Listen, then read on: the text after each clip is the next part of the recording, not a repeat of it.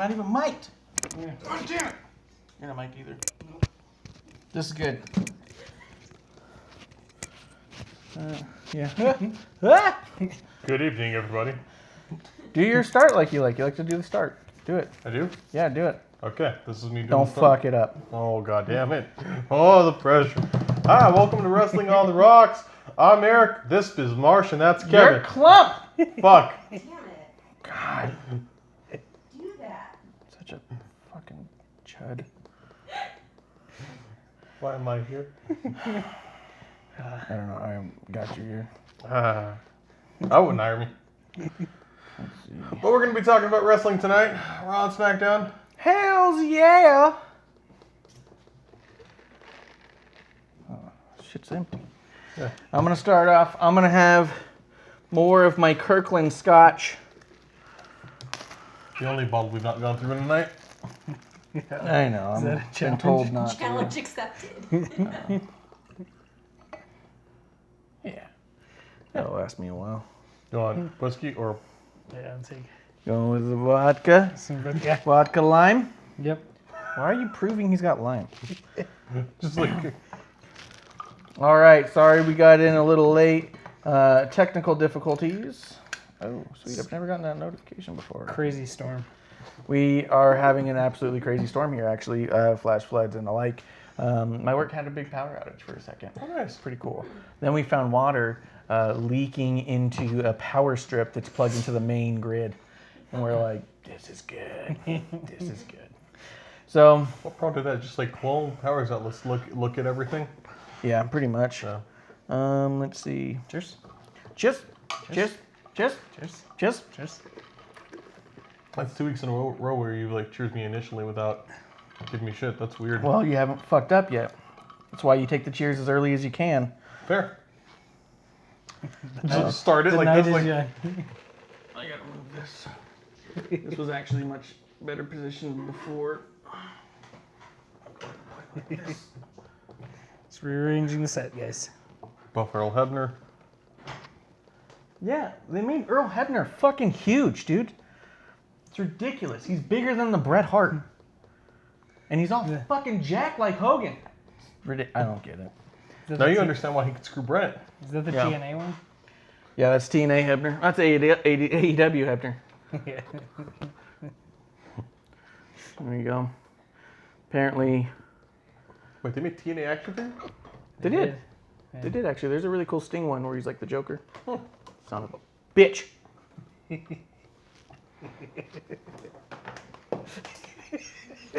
Such a fucking jobber.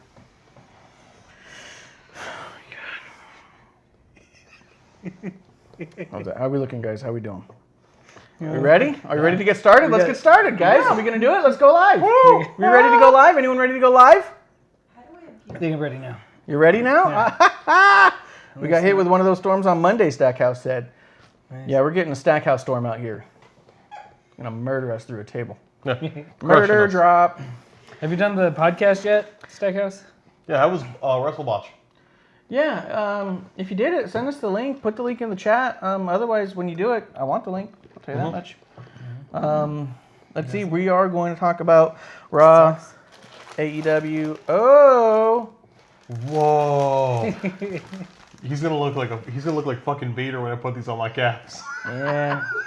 Immediately become. He's gonna look like Big Show. I got me some villain socks. Oh.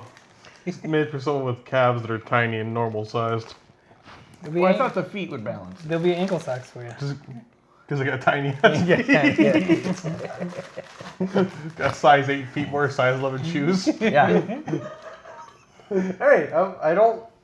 It's weird. If I look like those like 18th century like Chinese ladies where they roll them up and like it's a thing, foot binding.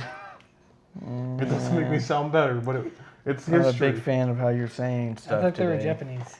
Chinese. Chinese? Yeah. Yeah, you know how to tell the difference. You know the rhyme. Think of Venture Brothers. Let me see. Did we want to start with? So we got Raw, SmackDown, and a little bit of AEW news. How did you want to play it out? Did you like doing AEW up top, or do you want to try it? Because at the Yeah, end, let's do it up top just because it's kind of quick and it's not crazy. We have Change for All Out. It will be Kenny Omega versus Pac instead of Kenny Omega versus John Moxley. John Moxley's evidently out due to a MRSA infection in his elbow and is going to be treating that, which sucks. It's hard to feel bad for him in this instance. I'm not gonna lie. Like, it's a bummer. I'll give you that. But the whole fucking if you're gonna walk out there and talk loads of shit about this prison you were in and how you weren't allowed to go wherever you wanted and about how this new company's gonna be nothing like that and people are gonna go wherever they want and do whatever they want, then they start locking down some talent. Moxie's like, but I'm still gonna go to Japan, do all my Japan stuff. And then you fucking catch MRSA while you're in Japan. Phoenix nearly breaks his ankle in the ring in the thing. You start to not feel as bad for them as you would otherwise because you're like, oh shit, maybe there's a reason why they don't just let you go fuck around in high schools. You know what I mean? Yeah. And what was it for? What did he do in Japan that was so great? Well, he got the U.S. title for NJPW, and he had some Straight great- away. And it wasn't a pretty fucking good match. I will give him that, but I do get you, and I think that that's something that we've talked about prior. At Is length. anything he did in Japan bigger than what All Out is to AEW? No. That's my point. Is it's hard to feel bad for him is if you're gonna fuck around out there to prove a point and then you get proven wrong. Yeah, it's a bummer. I wish you'd be in that match. I'd rather see you at All Out. I was excited for that match. It's his first official match, and even because of the whole non-official bogus shit. But it's his first official match for AEW, and now you got to miss it because you were off trying to prove a point. Yeah. You know? Well, and Phoenix is still in though. He's still in. Phoenix was able to wrestle later on the next night, I think. There was a scare. It was a big enough scare for him to leave the middle of the match and be seen. So it just is another one of those things like you just don't fucking know when or where and what's more important. What's a bigger deal? Who's paying you more? Yeah. For Christ's sake? I think good. Well, I was just gonna go to the AEW contracts. Like, I wonder after this because they are gonna have a huge letdown and probably some backlash because injuries happen, but it's not for like you said, the company AEW. And this has been what they've been leading up to since they started as a company was the Moxley makeup. Yeah. But I was going to say a few things. One is back to like one thing we talk about is the independent contracts. Remember, a lot of the idea of it being where they can go wherever they want, that wasn't pushed by them. That was a fan thing. Yeah. Which sucked, and they immediately, even in their shows, like in all being the elite, backed off because you'd see them do occasional spots, but you didn't see them performing like they were. They backed off for sure, but they did start with it. Yes, But- but granted, to be fair, that isn't necessarily bad. If you don't have that consistent TV show, you still got to make some money. So I can get it, but I did anticipate, And without a TV show, you still need exposure to sell Yes. your TV show. That So- makes sense. I'm not saying it doesn't make sense. And moving forward, yeah, they're gonna need to be, just bluntly, they're gonna need to have exclusive contracts. If they're gonna be doing a weekly show, you really should be, because I also want to see house shows. That's the biggest thing to me. I want to see house shows, and I don't want to see the story of Darby Allin getting, beat down in Tucson and not ever come back. Yeah. Or I think there could be some exceptions, and I think that could be like a more careful thing. I just think like give these people enough ability so that they don't have to do as many shows, and they can do shows that mean something to them. Because I'm sure that's that medium. There are organizations. I'm sure like John Cena famously did a house show for. It was a charity thing that his father was involved in Massachusetts. Bret Hart did WrestleFest one year for Terry Funk's retirement while he was a champion. Brought the title with him. It doesn't not make sense to do it from time to time, but you got to be careful about it. And Yes. I think they're being careless right now. So in that regard, I'm saying it's hard to feel sorry for Moxley, but I do wish he was here doing this. Well, I think what their initial things were, let them go out and do all these other shows to get the exposure, the names out, look at our talent. They're going to be showcased here. Yeah. And now it's biting them in the ass, especially with Moxley. Yeah. Well, and MRSA is such a weird injury to have affect you because it's not like a careless move injury. It speaks more to the environment you're in, which is kind of scarier. Which is also kind of careless, right? Well, and if you're not being careful with where you're going, like you said, when they matter, when it's a good place, you're going wherever. Like, remember that video with Pento you were talking about? That did not look like a nice, clean environment or a really nice show. It looked pretty shitty, and that's what I'm talking about being careless. Not that he fucked up in the ring, but they're just taking all these random bookings for whatever reason to prove a point that they can do a thing, and it bit them in the ass this time. To be fair though, NJPW isn't. It is such a big company in Japan. It is kind of surprising that he got it there, which that's Yeah. like. Ooh. Then again, he could have gotten it. Who knows where he got it? It is peculiar, but he's been working mostly there. It just really sucks. Yeah. Yeah. It does suck. It does suck. I just don't feel bad for him. Yeah. I will say that the other bummer of it is it doesn't. He had the same thing in WWE. Maybe it's just him. Yeah, he just walks around with MRSA, that motherfucker. He needs to get that cleared up either way, though. He's just dirty. Yeah, because it's a highly Character. contagious thing, and it's very dangerous. So I don't want him to have it. It's just like, nuts. And the other thing that I think is a bummer about it is that now we end up with Pac versus Omega in a cold match, effectively. So there's a little bit of build where that match could have been an amazing storyline to build to, or a great surprise. But when you have someone like Mox pull out, you've got to give people something. So they couldn't even have made it a surprise. You know what I mean? Like realistically, if they said Omega versus a mystery partner, it's not gonna fly. You know what I mean? Yeah. Not the same as saying, okay, you're gonna get Omega Pac, because you know that's gonna be a great match. These two great wrestlers who should have a good match together. We'll see, but on paper it looks good. Looks great. So I can understand also where we don't get that, but it just feels like one more thing that was plucked away because of this stupid MRSA thing. Well, and the thing I when I saw it was Pac, I immediately was like, oh, is he gonna really be there? Yeah, I'm a little not as excited as I want to be, but I'm being excited. Because more and more Pac is, unfortunately, it feels less like, it feels like Austin Aries. Yeah. The reason Austin Aries is not being booked is not necessarily that it's not that Austin Aries isn't talented. It's that Austin Aries is an asshole.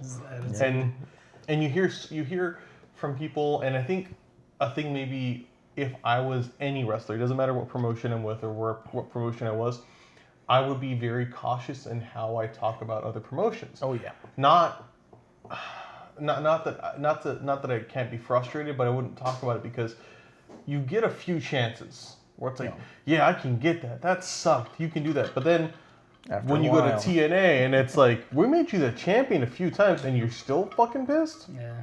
What's this? And then you go to Ring of Honor and then you keep getting angry. At what point? And it appears now it's maybe a lot less than it used to be. There's a lot less promotions that are just hiring someone from working at the WWE. Oh, for sure. And I think that it goes to what we've been saying before, where I have a hard time buying that people are being poorly booked in a lot of regards, Just because you're not with the championship title forever doesn't mean you're being poorly utilized or booked.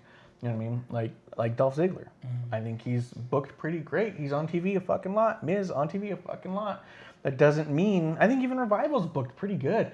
I know they're not where we envision them as characters, but at the same time, without that struggle back and forth doesn't mean anything to get there, right?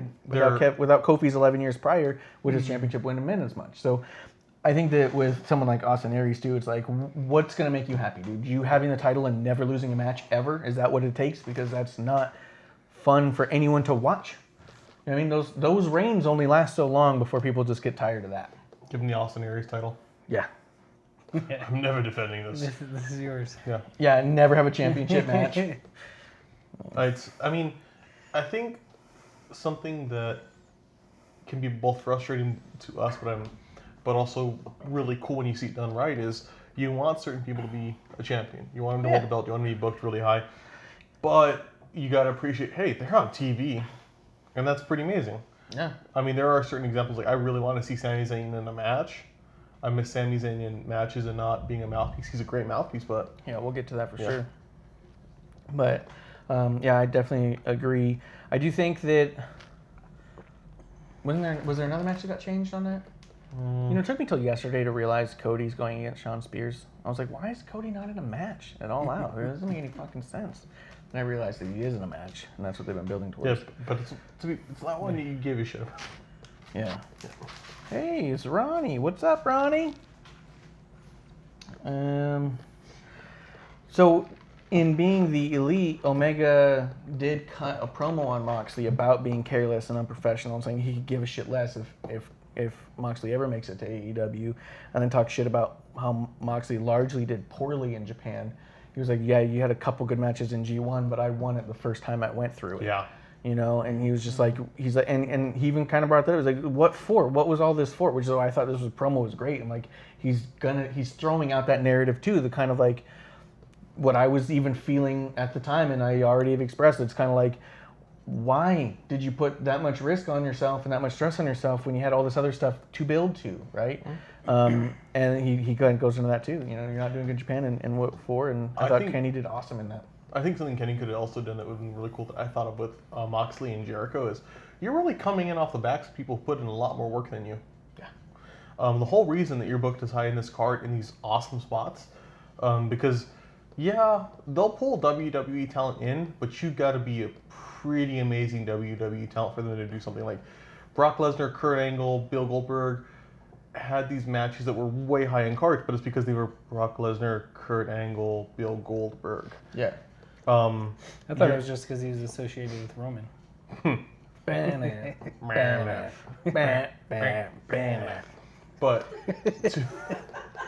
to come into like Jericho, Jericho's fantastic. When he came in, and especially since I've seen how it's gone, Got a big old gulp of that. Jericho was fantastic in WWE. Oh yeah. Yeah, but when he came into NJPW, and it was like it went from being like that's amazing to really rapidly like okay. Yeah, that was a fast decline. I thought his first match with Omega was the best thing he's done outside of WWE, and And he should have stopped there. that remains to be true. Everything he does remains to be less than. And it wasn't the best match he's done in that year. It wasn't.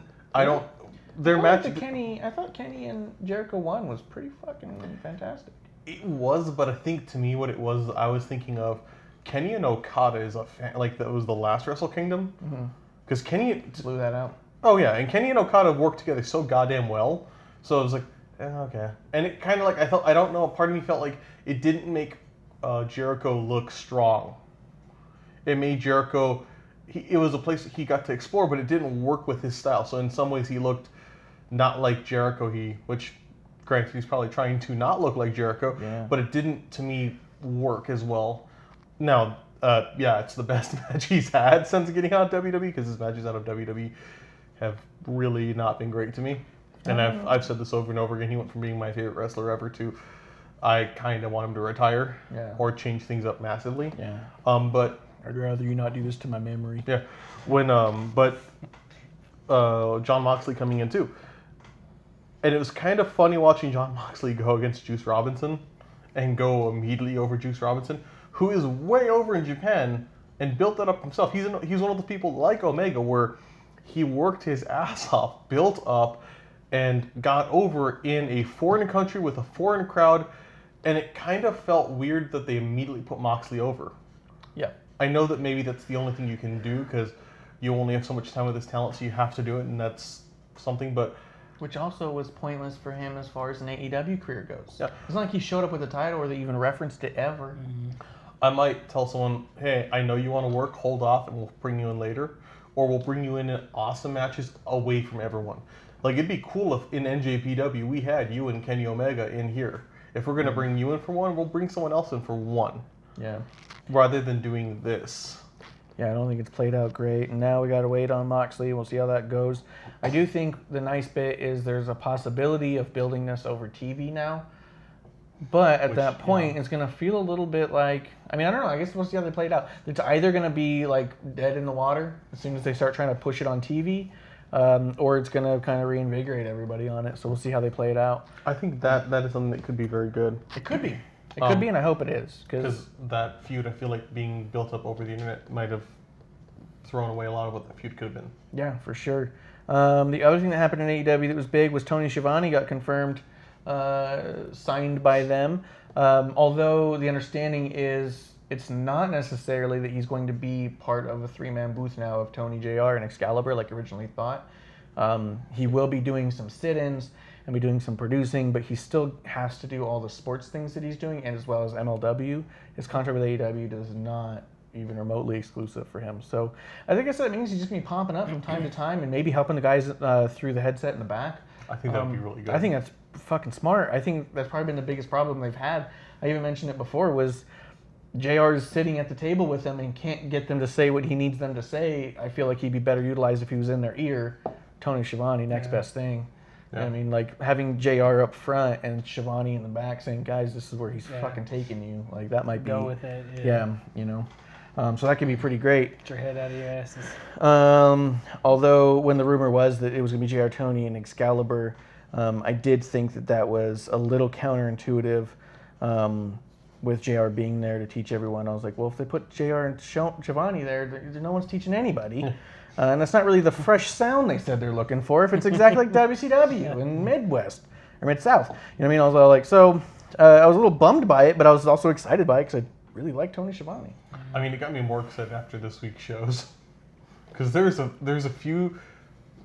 We'll get into it, but this week's commentary, I think, was the weakest part of either show. And there's a lot of little things. I was like, there's one line I was like, oh, fuck. Because you felt a reaction like, oh, nobody liked this. Yeah. There was a few things in their commentary, too. Also, well, I guess we'll talk about with AEW. That's going to be this Saturday. I don't know what time, but, you know, that's Saturday. So what we're going to do... Live watch. Start to the Yeah. So we're going to watch that here, and what we'll do is we'll live stream along with it and do kind of a watch-along live reaction video and maybe kind of a little review as we go. So if you want to hang out with us and watch AEW with us, yeah, be able to log on in here and do that. Otherwise, we'll, of course, post it and put it on our YouTube and all that stuff, too. We're going to mic the couch so you can hear the farts. Yeah. Oh, It's a man. leather couch.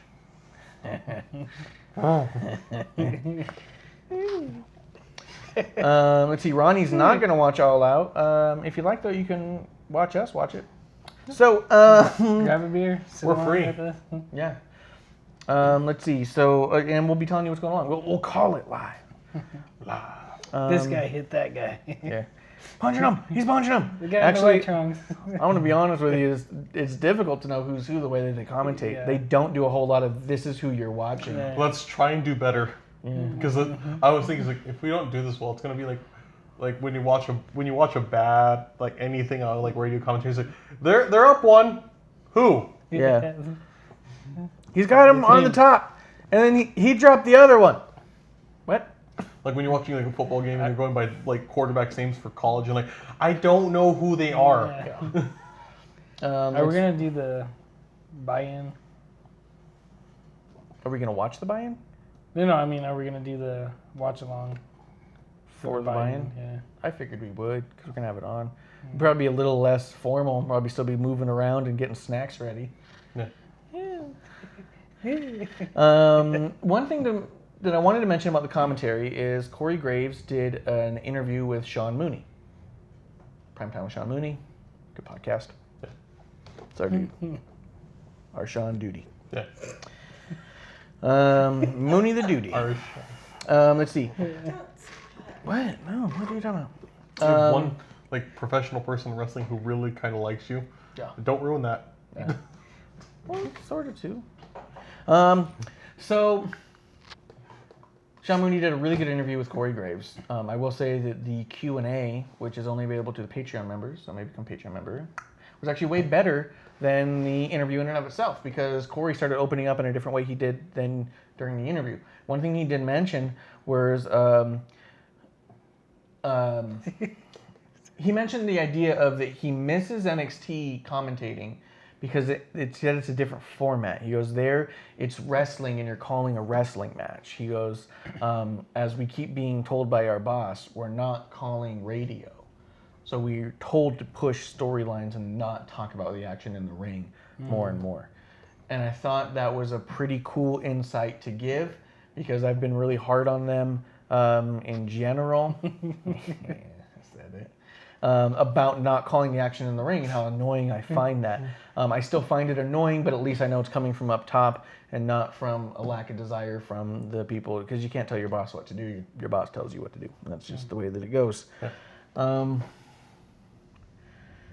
And you can try, but it usually doesn't go well in my experience. Yeah. You're gonna fuck I am. Yeah. Oh, look at that. We got hashtag Matt Brown in here. I'm Matt Brown and I'm watching the show. Okay. You can bring wings over here, dude. We want wings. I Actually, like I'm 50% Brown wings. does you. You're making him break. This is the love. We actually will be having wings here at the house. So if you want to come watch AEW, you can have hashtag I'm Matt Brown back on the show. I'm a Matt Brown on Instagram. We might stream a live murder if you keep doing this, because he might just come in and beat the shit out of you on camera. Just sitting there watching. Just Oh, there it is. You can see it perfectly. Oh, both of them. Producer here. Sticker? Yeah. Ronnie is asking what you think about Shane treating KO. What do I think about Shane McMahon treating Kevin Owens? I mean, I think it's a heel thing to do. I'm on board because that's what you do to make someone want to beat you up. I don't want to see Kevin Owens beat up Shane McMahon. Yeah. So if Shane McMahon was nice to him, you wouldn't beat him up. That's not what I want. Give me what I want. I just wanted to get to that ending point sooner. Yeah. Dude, you gotta be about the foreplay. Yeah. Can't just go straight to 1 it. minute man over here. Shane McMahon's just. If we're gonna go to that route, Shane McMahon. Don't go that route. Yeah. just- Don't go there. oh no. He puts the O in OMAC. Yeah, wrestling and wings on the rocks on Saturday, maybe with a Sounds really hashtag messy. I'm on my brown. Sounds sticky. Wrestling and wings on the rocks. Yeah. And we're gonna have pizza, deep dish. Deep dish. Deep Long dish. You guys, it's a girthy dish. You guys ready for Raw? Yeah. Or was there anything else that we didn't catch off the top? No, I think we're good. Oh, yeah. Shit. Sorry. As I just said, yeah, we're good. Shit yourself. Oh, yeah. The way you did that, something happened. No. I usually rise. Did we miss a little bit. anything? Oh, wait. Okay. Now we can go. Now I'm done. Okay. Now, just pause and breathe. Okay. So on New Japan Pro Wrestling, Yeah. they put Katsuyori Shibata back on their roster. Great. Well, he's the guy who had the head injury. Oh, the headbutt guy. Yeah. So he might be coming back to. And if it's anything like you wrestled before, these are going to be great matches to watch them because it's very possible there won't be many of them. Yeah. If it didn't like before, then you're not gonna be surprised when it's done. Oh shit! As soon as you hear like he, broke his own head and he can't wrestle more, you're like, of course. Yeah. Ooh, he's laying down. Yeah. Ooh, His legs twitching. his toes are not. His like feet are down. Shit, he's dead. He bumped his head and his lips turned blue. Yep. It's raining pretty hard. Yeah. I'm trying to think. I felt It was like there hailing by something- my place. NJPW, I think, is on a channel I have. HD net. No, it's on. It's on on a like streaming service. It's on a streaming service. I saw it the other day and I forgot what it was. Yeah, me New too. It was. NJPW I was either. World? I think it was on Sling or something. One of the channels. Balls. Yeah. There was a channel that had NJPW just there. I found think it over was my sister's. Sling, yeah. It had to be either Sling or Prime because those were the only two things I was messing with over there. I'll check. Or was it wasn't Voodoo? Prime. It wasn't Voodoo because I saw it. Voodoo went You out saw it? under. Yeah. So it's got to be Sling. Yeah, I think it's Sling. So we got to look. We're gonna have to check it out, but it's just on a fucking thing now. Yeah. So Because I scrolled down to like sports and it was there and I was there's like, yeah. If oh, wait, it comes Sling. up and if they have a better like library and organization than their app itself, that'd be awesome because that was the biggest thing. Like I love the content when I could find it, but it was a bitch to find their content because you would Yeah. search it and it wouldn't Bitches translate. ain't shit. Yeah. That brings us into Raw. Ba-na, ba-na, ba-na. You know, one thing I was going to bring up about Raw Sure. is what happened to that other Is it about the beginning? opening sequence? Yeah. Oh right, that was cool. That was Oh like yeah, that the one they did the one time where it Yeah. messed up and had Elias on it, and they're like, Yeah. "All right, we can't play this again." Yeah. That I think was orchestrated to be interrupted. Yeah. I think that's what that was because they don't typically have those, and so there was nothing for Samoa Joe to interrupt. But I They remember should- seeing that when I watched it, I was like, Yeah. "Why are they doing this?" And I was like, "Oh, so he can interrupt." But if they would have interrupted the normal one, it would have made sense. I think that if they had them standing there talking like they do sometimes at the beginning, and had him just kind of come out onto the thing, that could have been cool. Yeah. But I think they wanted something for him to interrupt. I really do. They've Yeah. been waiting for that new entrance. I'm not Dave Yeah, Meltzer, like, so I'm not going to do. Therefore, they probably were doing Last minute confirmed. change. Yeah. You do a great Dave Meltzer impression. Also, Stackhouse, thank you for confirming Yeah. it. Stackhouse, it's in on- Sling. Yeah. It's in and on the Sling. Keith, Keith, Keith. hit my music. Spend my days working hard on the go. Took him 10 days to get internet. 10 days to get internet, dude? Well, it's all right. We've got all of our old stuff up, so you can rewatch some of the joy and glory. We did have a number of Bray Wyatt. I'll call them Easter eggs, but they weren't hidden. It's a good diaphragm joke in there. Yeah, there's a highlight reel. We do an opening of the Firefly Funhouse box. So we're glad Keith is back. We're glad Stackhouse is in the house, confirming NJPW. Stackhouse Keith, cheers. I do have... Cheers. He put his diaphragm on the wall. Keith, you've mentioned it before, actually. As long as you're just kicking in, we're going to be doing a live watch-along with All Out this Saturday. If you wanted to come and watch AEW with us over the stream, we're going to be doing that. So join along. I'll put those socks on and tear them. What? We're not going to have you try on clothes on the stream. No, I'm just gonna wear. No. Yeah, so they don't have the same opening before. And as Dave Meltzer says, well, therefore, probably made it just interfere, obviously. So anyway. No Looney Tunes? That was like that was halfway Porky Pig. That was pretty awesome. So Looney Tunes. You're getting real. No, I'm saying you're getting really good and close to Porky Pig. Wow. What the fuck? Why do you think I want to be close to Porky Pig, you fuck? You do the show without pants You're not on. kosher? I do. Yeah, that's one thing I got. Never mind. Let's see. We got Sasha Banks opening with a primo, a primo promo, if I might add. She acknowledges the rumors. She's calling out Becky. She's talking about, like, I cried. I said this. The bell said mean shit. And then she says that Neidhart went to hell. That was fucking wild. I was all like, damn, that's some old school heat she's fishing for right there. That's gnarly. And then Natty comes running out, and they brawl and brawl and brawl. I thought Sasha did a really good job with it in general. Yeah. I thought it could have been better, but I thought it was done really well. Yeah. And the content I thought was great. The only thing I didn't like is like and you could see either the mic was bad or her voice was really low because it faded in weird. Like when she started out, I was like, okay, what the hell? But no, it was really cool. And then I think the brawl looked great, although Natty running out looked fucking weird because it didn't seem like she was paced right. Like it was like it took way too long for it to be like a run-in. Like, okay. Yeah, I also always think it's weird when they hit their music. For a run-in? Yeah, for a run-in. Surprise! Just running through a girl, hit the music! Yeah, running through Gorilla. I'm gonna kick their ass! They're right by the fucking curtain. Fucking start the music! I'm gonna kick her ass! Just one super calm person. Hold on, I gotta find it. N? L, Lars? No. Natty. Just run in place for like 10 seconds. Neidhart. There you go. Yeah. Yeah. But producer here, aren't we all kind of glad that Natty didn't have a promo though? She didn't have to talk. She didn't have to. I thought it She was talks with her fists. so great. I mean, Yeah. Well, Stops I right wasn't. here. I wasn't that impressed with the Sasha promo. Thought it got flat, like in the middle. It was weird. I thought the crowd was reacting really weird. I think I Yeah. mentioned it somewhere else. Is the crowd was pretty dead for a lot of this. Both shows, the crowd seemed, I was like, huh, you guys really don't seem to give me a fuck because this is some pretty cool stuff. Yeah. Yeah. I do think the crowd reactions were not great for her promo, but I thought she did well. Yeah. And I do think some of it landed a little flat, but I just feel like that was the audience being flat. I do think she's much better on the promos than she was when she left. Because remember, she'd had a couple with like Rhonda that were both like, this just feels weird. Yeah. I feel like she really did a good job. And I felt like the content of it was so good. And I think it's half the battle, half the time is getting good content to go off of. I think there's more leeway when it's good stuff that you're working with, right? If you're saying stupid things and you sound like an idiot, it's like, get the fuck out of here. But if you're saying really cool things and it just doesn't seem to be hitting quite right, or your inflection is maybe a little off, or maybe you stutter, forget a word a little bit.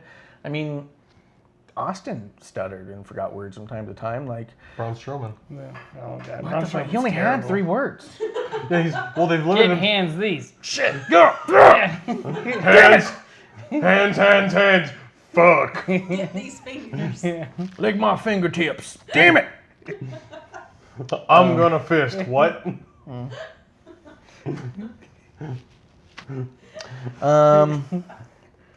So I think the promo was good. I do think it could have been delivered a little better, but I do give it a little leeway because the content was good and it's exciting to see that story moving forward.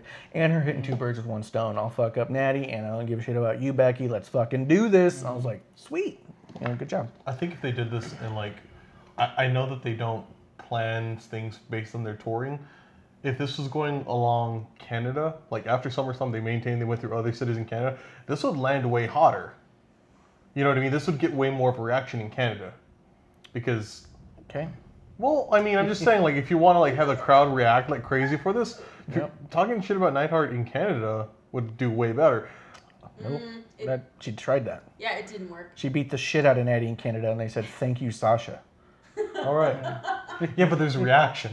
Oh my It just shows how badly. Not the right one, not- Plum. God damn it. There's A and reaction. God damn it. After that, we get Street Profits, who said a whole bunch of stuff. After Yeah, a that, whole bunch of stuff. yeah.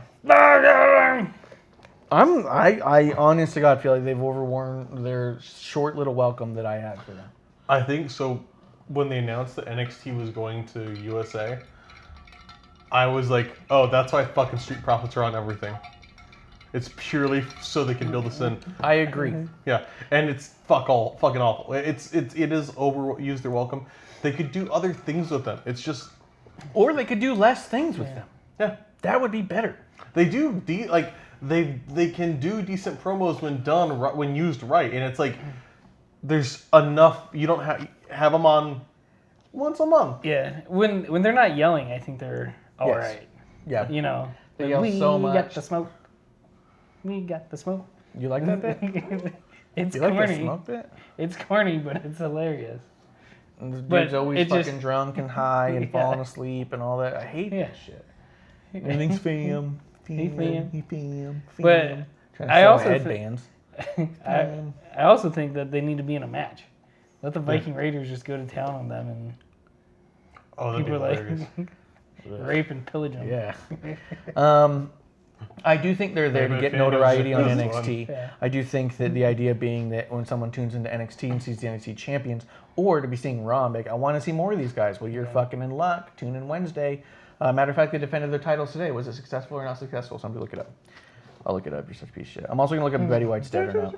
Yeah, no, let's get this out of the way. Let's see. Betty White's not dead. Betty White makes a guest appearance on NFL's 100th season, so live and well. Got that out of the way. Yep. How fucking like. She throws a good fucking, what do they call that? Pigskin. Spiral. Spiral.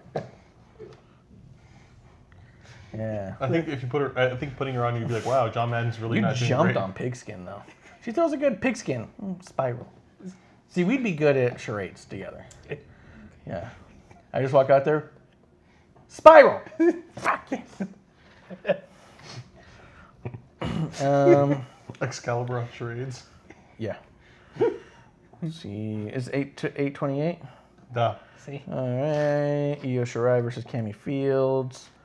Cover 1-2. Shirai lives with promotion. Exclamation field. Okay. Io wins. Oh, here's the thing where it says winner. Let's go to that bit. Winner Dominik Dijakovic is back. Shayna Baszler. Ooh, Rhea Ripley came out and talked some shit sweet. to Shayna Baszler. That'll That'd be be cool. bomb. Yeah, that'd be great. You just dropped bomb. Yeah, that'd be wicked cool, man. Yeah. That'd bomb as hell. Tight. Be tight. So sweet. Winners. that'd be Whoa! Winners via pinfall and your new NXT Tag Team Champions. Red Dragon. Bobby Fish and Kyle O'Reilly. Red Dragon.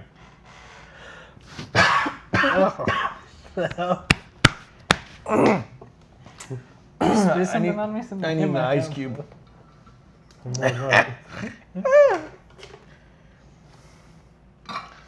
One more. So yeah, Bobby Fish, Kyle O'Reilly, new tag champions. Nice. That to me Shoot me is too, please. a sign of terror. This could mean that Street Profits are going to the Profits. main roster soon, and I'll have to see more of them. If I could see more of them getting their asses handed to them, I'd be okay with it. And we'll get to that in here in a minute. After that, we get Ricochet versus Drew McIntyre for the King of the Ring tournament. Both had video promos that I thought were pretty solid on their way out to the ring, which I thought was surprisingly good because McIntyre has historically been pretty shitty about some of that stuff. It's fucking storming. Well, I don't think McIntyre's bad at promos. The thing that sucks is they. Well, no, I think it's he's done. In NXT, he did good promos. It's that they give him this generic ass like, "I'm gonna kick your ass." You liked his babyface promos in NXT? Better than this. At least he could kind of talk. I mean, there's a reason they brought him up. He was in TNA. He was good. Yeah, there is a reason they brought him up. He's 7 foot tall and 0% body fat. I want them to bring the band back together. Yeah. I'm a one-man band! And then there's 3 dudes that come out. It's great. Have him like later in. I'm a 2-man band. I'm a 3-man band. Let's see. God damn it, I like them, but do think their promos are a little long. Cried during this match. During the Ricochet Drew McIntyre match, you cried? It was really good. I thought it was an absolutely fantastic match. Ricochet got the win. Drew, I thought, rolled out of the ring too fast, and it pissed me off. So he does this 600,000 flips, smashes them, gets the pin, and Drew immediately rolls out to be like, I'm not weak. Your finish only barely beat me. And it just, to me, it's like this, oh, you got a delicate little ego? Yeah, take the loss. Take the loss, lay it out, make it look like that shit was devastating.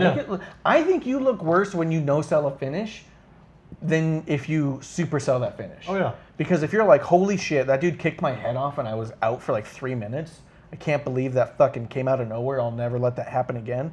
As opposed to being like, didn't hurt that bad. I just stayed there for 3 seconds and then whatever. I let you win. Yeah. It's like, what the fuck? Yeah, exactly. Did you fucking let him win? Like, what the fuck is this?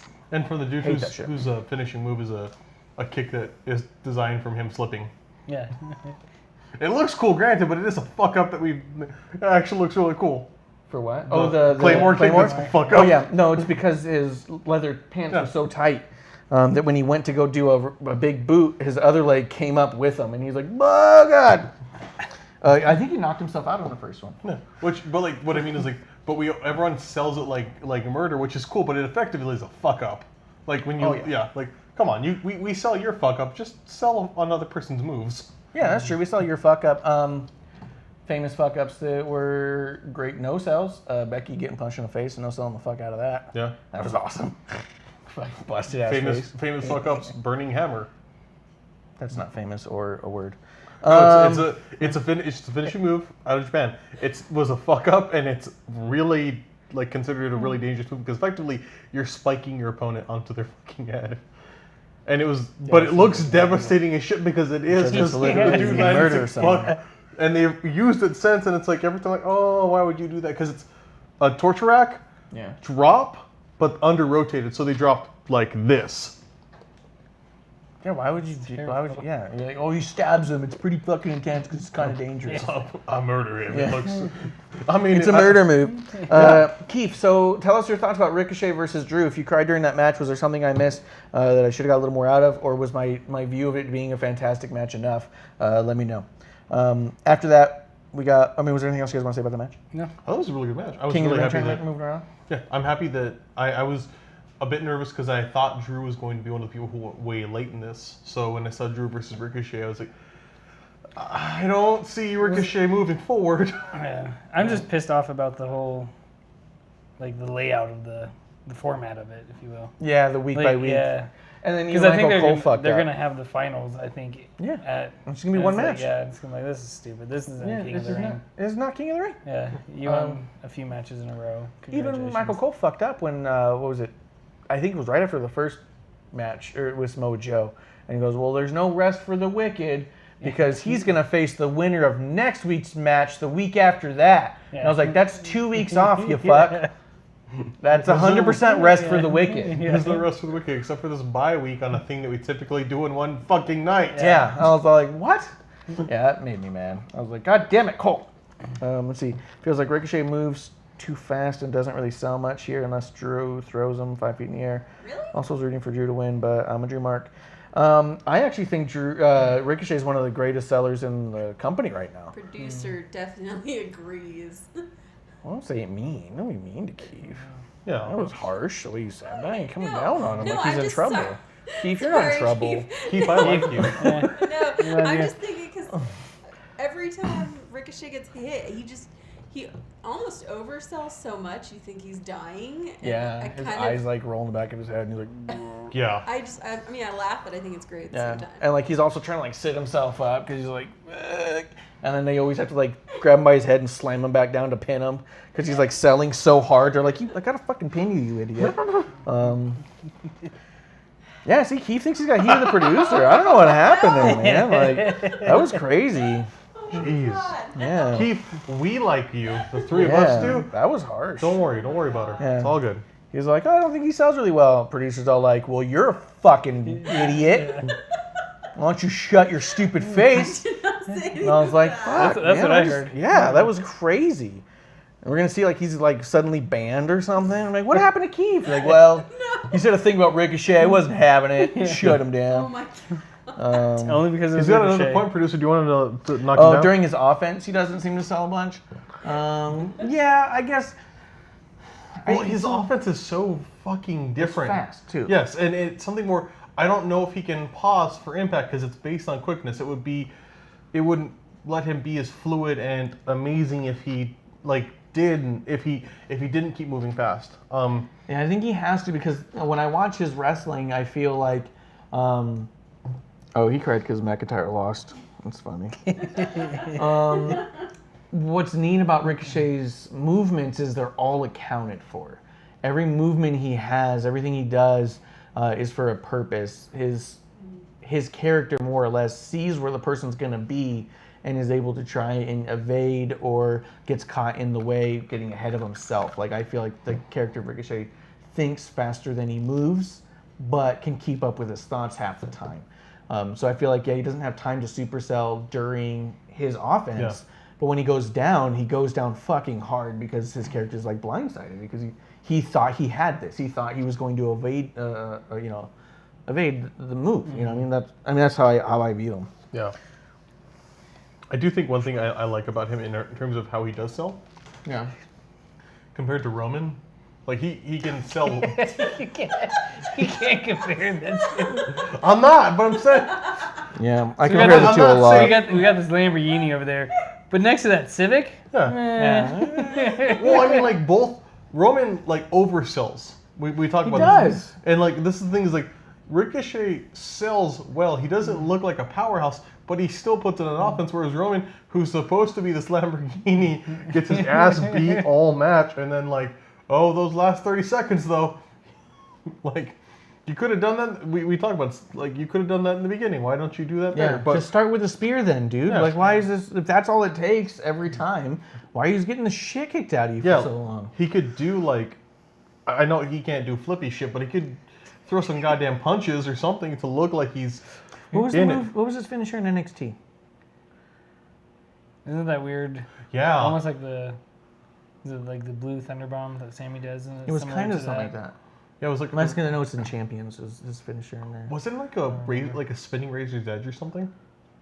I don't think it was like that. I think it was closer to the I Thunder thought Bomb. yeah, But it was really fucking cool. And if he did stuff like that, I'd be happier with him. I think even when I first saw the movie, I was like, come on! Yeah, that's worse than a spear. Yeah. Let's see. After that, we've got Braun and Seth having a stupid promo, and they make a match for Clash of the Champions that I just don't care about. And then the tag champs will defend them and then fight each other for Universal. Yep. Anybody excited? Nope. Nope. Was I it mean, good? Was it done well and I missed it? Nope. No. It sucks. It's stupid. It's a bit. If anything, it's a bit upsetting because like I like Braun. I think Braun could do a lot, and then this happens, and I'm like, I don't know if Braun can do that much, honestly, because this didn't go well. Him staring at Seth's belt. It's weird the way they have him staring at stuff. He looked at it like he looked at it hungrily and not in a good way. No. And it's also like he's looking down like. He looked at it like his Small belt had a man. nip slip. Yeah.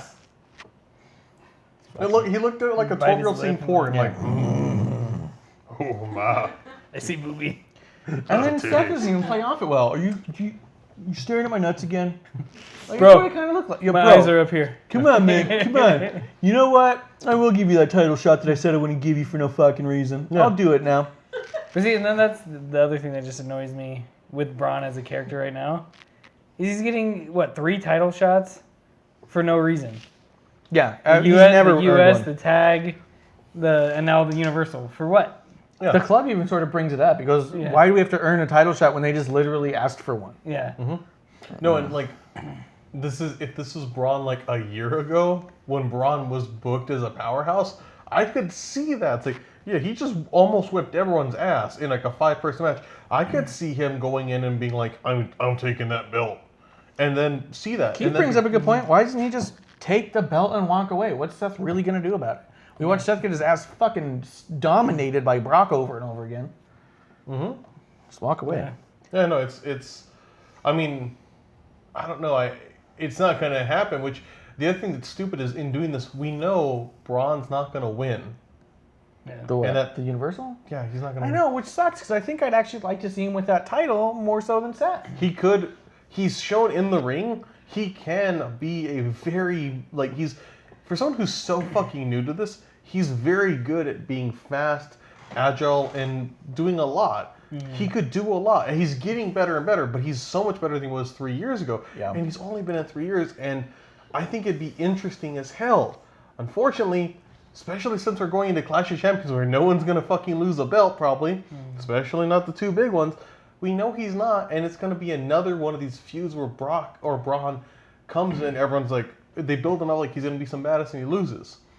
I think if we're gonna talk about people who are underbooked, him, and it could be him on the mic, it could be a lot of things, but it does hurt him as this monster you're building. When every time he comes into a match, you're like, yeah, he's gonna lose that. Yeah, he's overexposed and not winning. If he was out there like the Viking Raiders every week, at least beating up somebody, you'd be like, oh yeah, I remember his I want competition whole fucking thing with all that. Like, at least it felt like here's a big monster, but it's like we see him all the time and we see him lose a lot and be in weird situations. Well, then the thing too is with the tag belts. Why does he care about him now? He went with the 12-year-old and gave him back. Is he gonna do that at Clash? Here, you two beat up Seth. Nicholas was I'm nice. saving myself. He was 9 years But old. see, when they announced who the people were in the whatever they called it, the tag team Super Bedlam thing. The tag team turmoil. Yeah, whatever it was called. So I would have announced it. I was hoping that the club would win it, get the title shot, Clash of Champions, the 3 of them turn on Seth, and then, club wins the championship, and then during the Universal, almost like a Hogan joining NWO, Braun joins the club, and they give him the belt, or help him. When we get tag obtain team the belt. turmoil, I'll tell you who I wanted to win. But yeah, so I agree also, none of this shit with Braun Matt is Dolphin, exciting. Robert. Yeah. Also, Blue Boyd. Yeah, he was good with Lashley. Yeah, I really liked it. I think it really brought Lashley up because it made Lashley look good, and it made Braun. He was silly but also really competitive, and it was fun. I like the strongman shit. Yeah. The tug of wars and shit. It's like, hey, it takes all of 4 minutes to do on the show, and it shows 2 dudes who look really strong, make them both look even stronger. Yeah. Like, it's cool because you look at that and you go, I could never hold off Braun that long. Lashley's a motherfucker. Yeah. You know what I mean? Like, I love that stuff, and yeah, it was gone. Yeah. Which, by the way, Lashley's not back yet either, but they did do a little promo video with Lashley and Braun, which makes me think that he might be layering his dumb, sweaty head pretty soon. So we'll see about that. He's got alopecia. He doesn't have any hair to make the sweat go away. It's not his fault. He doesn't have alopecia. He does have alopecia. There's no fucking way. He has He does alopecia. shit. What? Is Yeah. that why he works out so much? No, he doesn't have you noticed he doesn't have eyebrows either? He has no body hair. You need to Whoopi Goldberg. She does not have alopecia. What? Whoopi Goldberg doesn't have eyebrows. Look it Yeah, up. it's weird. You're- When you actually look He at it. actually was in an interview. He's like, he talked about it. The reason he wears a stupid ass fucking headband is he has a fucking alopecia, and because he has no hair or eyebrows to make the sweat No not one's get looking at his fucking eyebrow. Oh, that's why the sweat gets in his fucking face all the time. Yes. Yes, that's where he's getting That's where at. it's so goddamn bad. He's got no Bro, body he's- hair to make it Like go he's away. insecure about his eyebrows. And I was like, oh my god. So he wears the headband. Yeah. Now that one's gonna I learn. thought he was insecure about it. Yeah. I feel real bad about this. Yeah, I don't want people looking at my weird eyebrow area. He comes in with like fucking like wigs for his eyebrows. Let's see. So after that, we get Miz versus Baron Corbin for King of the Ring. I thought it was a really solid match. I was really surprised at this pairing. I thought it was great. Corbin looked really good. Miz looked decent. Yeah. Corbin ends up getting the win, and then he sits on the throne and does a really nice, shitty promo, which I liked. I'm just being a dick. I wouldn't he's mind so good. Baron winning it. No, it wouldn't It'd be bother cool. me. I think he's a character that can run with it really well. I think he needs Something to do. something to do, but also something like he's a great heel. You know that, and I think, but he needs like something where it means something to be a heel. Oh, like a heel with stakes or something to prove. Yeah. Yeah, I think he would benefit from a change of scenery. I think if you throw him on SmackDown, like I think that would benefit Baron a lot. Yeah. What would you do there? Go after Kofi. Go after other people. I don't know. You're the worst at pitching shit. Well, I'm just saying because it seems like I'm just saying like everything on Raw. It seems like You literally just He's want to see been him with there. blue. Like, I just change the scenery, like Yeah. like blue ropes or something. yeah, What do you do there? You know, being like a blue ring. Be like, you have like blue around them. blue background when he Yeah. does that. No, but I think I want his name to be blue when he Yeah, walks out. blue name now. Change the scenery. Change his look, just blue. blue flames on his promo. Not. Yeah, No, but I think he could do well with it. I think it'd be really good for him. I think he'd be great with it. Let's see. After that, we get. Which by the way, if you guys follow us, I'm at Ref Marsh at Twitter. The old twit. If you hit the old, put the I in following and the I in Prime, subscribe. You can put the no notifications to still be a hero. We got at Kevlar on the rocks with an X. Stuck it on Twitter as well. We did put up our brackets. Yours got trashed right away, but did you edit it or change it up a little bit, like kind of like a revised, like now that this is horrible, I can redo it? No, All right. Well, I'm still pretty much alive in mine. I only got one wrong. And then when I said, well, if that person lost, then this person's definitely going to win the other one. And I was right on that one, too. I'm fucking killing it. What up? Kevlar's the bitch. still doing better than Clump's bracket. That's a good point. Clump never made one because he's a piece of shit. I've He's not a lost giant any. I've testicle. not won any. I'm neutral. Done good.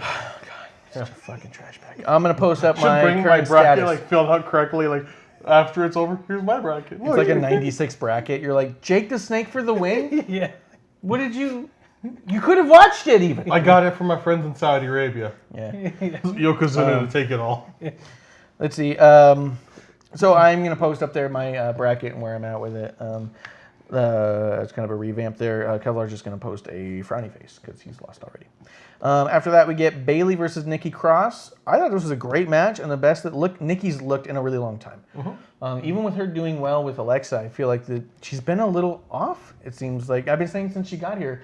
Where's the Nikki from NXT? Because that Nikki was on fucking point on everything, and something's been stumbling her on Raw, and I felt like she's getting it back, and I feel like Bailey helped her get there. This is where I really noticed Corey on commentary too. By this point, I was paying attention Say to it. Corey Do it. What do you because and to what you said about his interview with Sean Mooney, where they're supposed to push storylines.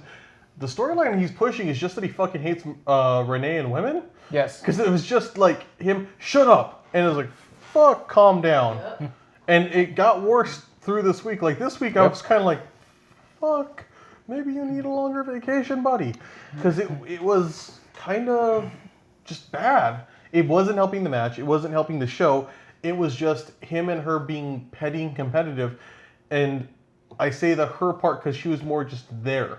Yeah. It wasn't like she was doing anything bad. She was just basically being yelled at by a guy for 5 hours. You know. And I did say that to the producer after I listened to the Corey Graves thing. I was like, at least there's a cool defense for him not calling the whole thing. I was like, that doesn't excuse him for being so sexist and objectifying to all women and being shitty to the ones he doesn't think he can fuck. Like, that just seems to be his character on there. I was like, I don't know what storyline you're pushing there other than you're bitter and angry that you can't fuck everyone. If anything else, if it's true, That's what he's getting from the back, and he's getting it from the back there. That makes the company look like dog shit. Yes. That somebody's going like, yeah, make sure you talk about Maddie's tits. Just okay. Yeah. But more than anything, I think just talk about this. I feel like Tuning in. yeah, tune in. I feel like what it probably is just him trying to make an excuse for it because he's aware of how bad it sounds now. Why do you look upset? You and me, Keith. Both of us got some heat with the producer. Producer Heat Jones up here. I'm enjoying my wine aged in whiskey barrels. Hell yeah, what brand is that? We'll get that sponsored. Give me the bottle. It's the Apothic. Apothic! Is there an Apothic bottle down there? We can hold up No. any bottle. No, they're all empty back here. They're all She empty keeps in them the away back. from me so I don't fuck them up. That's a good idea. Sorry, Keith, I got some Manger heat, so I got a plug. We got Apothic Inferno. Dude, that's like some Kane shit right there if that was a wine. Anybody who knows Apothic, we're looking for sponsorships. We're looking for cease and desists. Put that right there. Does that fuck up the other camera angle? Let's see. Hopefully that gets me out of the doghouse, Keith. Oh. Well, yeah, and the other camera angle is like right. It's right there. Oh, let's put it right here. They get the idea. That works. They got their TV time. After that match, Hypnotic. it sounds hypnotic. Oh. That. Let's see. That's right. Couch is better than doghouse. And if you watch with us on Saturday, you'll get a good shot of the couch on our watch along for AEW on Saturday. Marsha bought it from all those ports with casting couches. It looks. It's the very same. Yeah, it's It was on discount. yeah. They said slightly used. Leather isn't supposed to be this stiff in spots, but it is. Let's see. After that, Braun cuts an okay promo about facing AJ Styles for the U.S. title, and I moved on. It's got lipstick smashed in the seats. All the wrestling this weekend. What's happening after AEW? I don't know. There's any also other- NXT Takeover UK. The Takeover UK. That's happening at the same time. I'll probably watch that on Sunday, to be honest. Just because. And Cesaro's going down. Cesaro's Oh. going Cesaro versus Pete Dunne. Okay. Thank God. Now Kevlar needs. Cesaro's going Now down with Pete Dunne. What's wrong with that statement? Yeah. You just said Cesaro's going down. And this dude over here is like, Is he?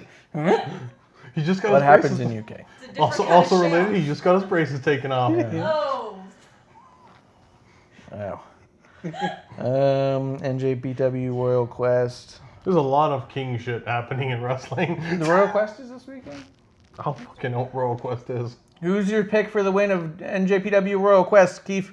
Let's see. Braun cuts a promo about AJ Styles. I didn't care much for it. Didn't care much about it. Yep. Yep. After that, we get the tag team turmoil.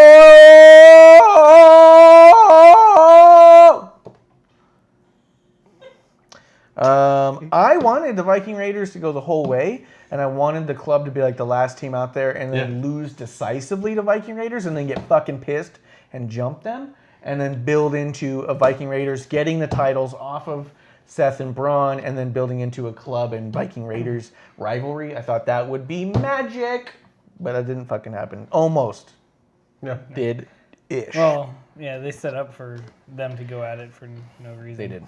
It was overall, I think, a really good period of the show. Though I liked a lot of the matches. Okay. There was a couple really weak spots. Okay. Lucha House Party, their match to me at times very much looked like all the things you don't like about all of AEW matches were there because there's a few spots where it's like, oh, you weren't timed right, so you had to like get up and then you fall immediately again. Yeah. And then when Lindsay Dorado dove to this needless like tag with his head, like, why are you doing this? Yeah. It was all kind of weird. And, It was very awkward and odd and. Let's see. We'll power through the tag team turmoil and stop me if you had a thing you wanted to say about it, and then we'll talk about the end of it. Viking Raiders defeat B Team quickly. I didn't see that bit. I took that time to go to the bathroom because I heard Viking Raiders coming out. New B Team would be next because that's how you book that shit. OC comes out and then they brawl in the ring. Ref can't get any control. WDQs the Raiders and OC. Crowd boos, and the rivalry will be incredible. I think that was a good way to, if you're not going to give one of them a win, I think it's a good way to build it. Oh, I think for what this really did well, though, overall, is it made the tag, it kind of showed you who's in the tag division, and a lot of people looked good. A lot of people looked good. So I could see matches where, B team may not win, but they got a little bit of offense. Yeah, Like, and some TV time. Which Yeah. they don't get. They don't get much of either. Yeah. Frankly. a little bit. They got better booking than booking Hawkins and Ryder, who were brought out during a commercial break and lost like 20 seconds after the commercial break. Like, Yeah. oh, All right, fuck, guys, you we're coming have back. belts. Take it home. Wait, oh. After that, we get Bobby Roode Robert. Quick. Keith was updating us. on the NJPW thing. We're going to get to that after the tag team turmoil. Bobby Roode and DZ. Robert Roode. Did you notice all the promo pictures they used of Roode have the mustache? He legit got a mustache for a day, took a shitload of pictures, and then grew the rest of the beard in. And they're trying to pretend like that's still a thing. Oh, He looks better with the beard. Yeah. and Corey messed up. He called him Bobby, and he's like, I get to call Bobby. I know him. definitely messed up. Yeah, that was so stupid. Oh, Bobby Roode's like, it goes by Robert. I can call whatever I want. We're friends. All right. Wait, was this the one that Corey? That was a messed different up? match. We'll get to that when we Alright, get to that okay. part. Let's see. After that, we get Bobby Roode. And hey, yo, Bobby!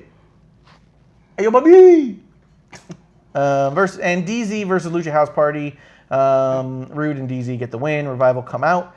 Great match between the Revival and Roode. Roode gets the win over Revival. And then Roode and DZ defeat Hawkins and Ryder. And then Machinery comes out. Roode and Ziggler get the win in that one too, which was a pretty fun matchup with them. And that brings us to the end of the tag team turmoil. Bobby Roode, DZ getting the win. I'm never a big fan of random team being paired up and then defeating an entire fucking division. And during this, I also forgot how wedgie heavy the Glorious DDT is. Oh yeah, Yeah. poor Dawson. Oh, that was Oh, up in his gosh. fucking craw, dude. His little butthole hair is coming around the outside there. Do you think he shaves his ass? to this? I don't think I think he definitely doesn't shave his ass. And I think we know that now for a fact. That dude had some Magnum TA coming out from underneath them shorts, Wow. just fucking yanking him up. And you get the fucking fro coming up. The big fucking froze. Alpha. Big old alpha butthole. Go awful butthole. Yeah. Wild Samoan ass. Yeah. Oh god. Yeah.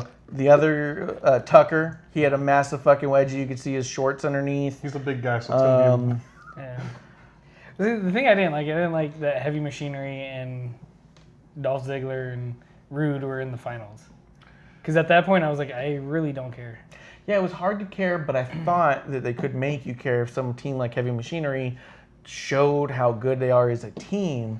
But instead, they just showed how two random fucking people who just decide one day they'll be a tag team can defeat an entire fucking roster. That was the whole fucking problem with DZ and Drew McIntyre. Yeah. Yeah. Remember the whole fucking problem with who else got the tag? Was it? Well, I mean, Seth and Dean were tagged before, but it was just like people who don't tag regularly suddenly just being dropped into the fucking division to win the whole thing. Yeah. Seth and Braun, Bray and Matt. I think. the leaders of Raw.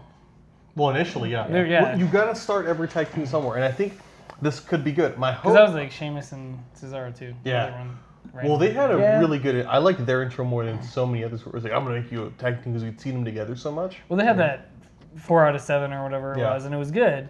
It was entertaining. Whereas this was just you two go and win. And it Oh, was and I like- also realized right before they came out that I think that's what Street Profits were trying to explain earlier, but they were just so loud and rambly I couldn't fucking figure out what the fuck they're talking about.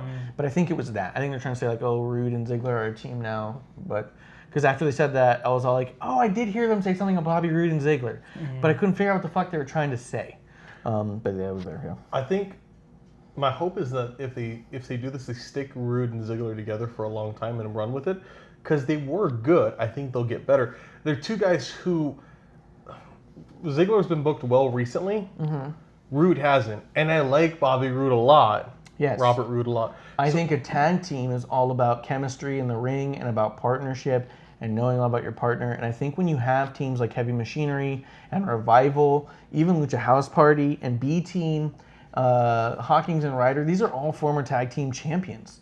When you Shit, have B-Team teams did like have the- yeah, and then you have House Party fucking like never had New it. Day and I don't know if Lucha House Party had anything, but they're a team. But you have like New Day, you have Usos, you have these teams, you have the club where it's all here are incredible tag teams that are basically lifelong tag teams, and then for them to be shown up by two people who just like we could tag if we want. It just to me undermines the artistry and the difficulty of tag team wrestling. The kind of stuff that the Revival go on about on their Twitter and in their promos. It takes a lot to be great tag team wrestlers, and then you just have two people just be like, well, Well, we you have can do those tandem moves Yeah. where two random people put together. You know, it's hard for them to. coordinate. Yeah. Yeah.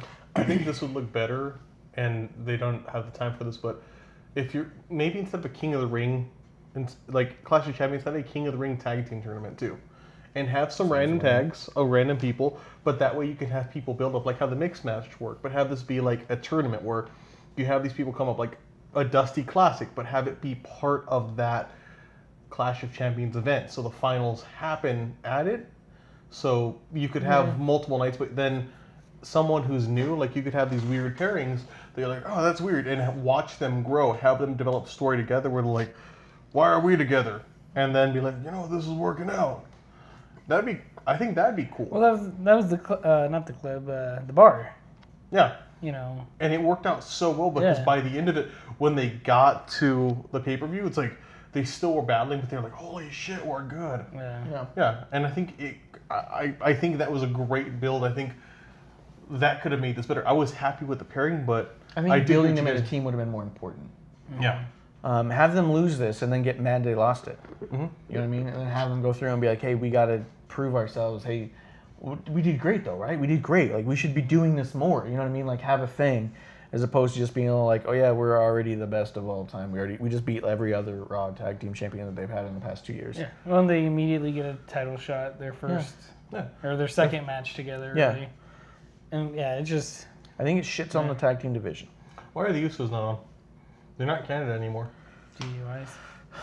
You know, but they haven't announced that they're actually doing anything like. No, but they're trying to give the guy time to fucking sober up, dude.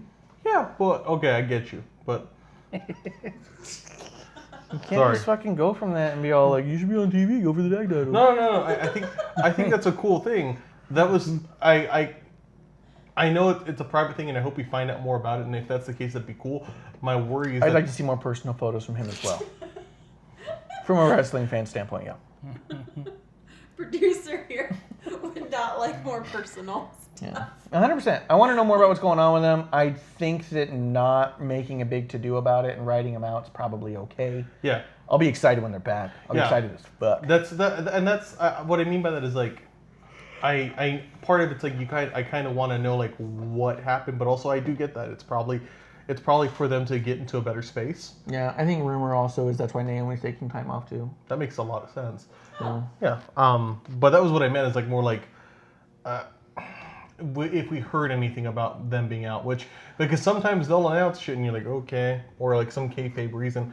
But it is also somewhat surprising that they haven't announced anything, which is good. Yeah, I think it's good that they leave that alone and don't get involved in it. And I think that it makes sense that they would also Usos and Naomi all be quiet about it and just let us do our thing and figure it out. I'm excited for when we do hear it because it'll probably be good news when we do. Yeah. You know what I mean? So Hopefully they're taking advantage of the offer. I'm sure WWE is doing what they do really well in helping them out, and I hope they're taking advantage of it. for sure, me too. Let's see. Keith says that the big matches for Royal Quest are going to be Okada versus Suzuki. Isn't that a motorcycle? Nope. Okay. And then ZSJ versus Tanahashi. Zack Sabre Jr. Oh, okay. Actually, that sounds pretty good. Yeah. So And then Ishii versus Kenta. Which one's Ishii? Ishii's he's this little dude. You've seen him. He's the little really compact guy, like no neck.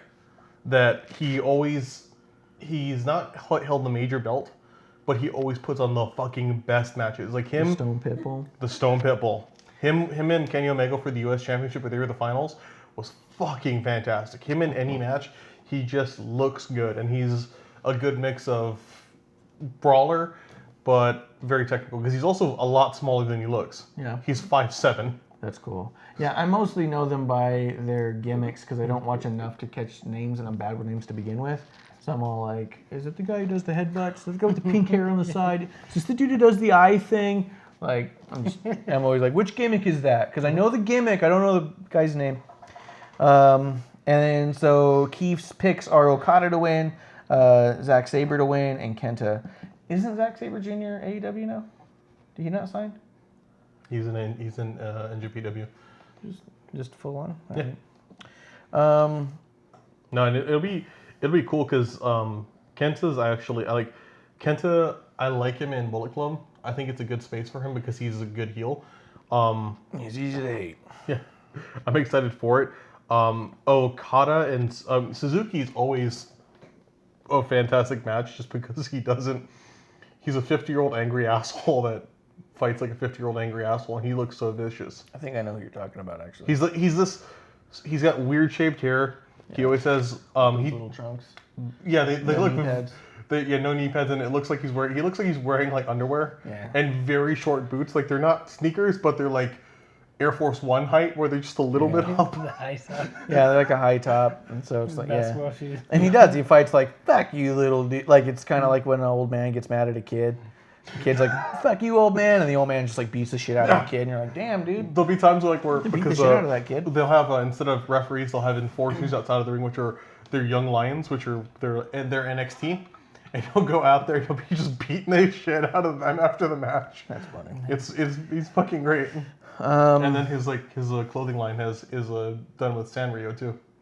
So it's Minoru Suzuki with Hello Kitty. It's fucking so Do they cool. put them together? Yeah, Like in it's- drawings? Yeah, I gotta see that. there's they never went above a large, which pissed me off because I'm not gonna fit. But I always wanted. We'll have to get you a headband. Maybe that'll fit you. Just I gonna bet you they have socks your size. for my feet, yeah, but not my ankles. Oh yeah. Let's see. After that, we get a Roman Reigns video for SmackDown. Thanks, guys. And after that, we get Sasha versus Natalya.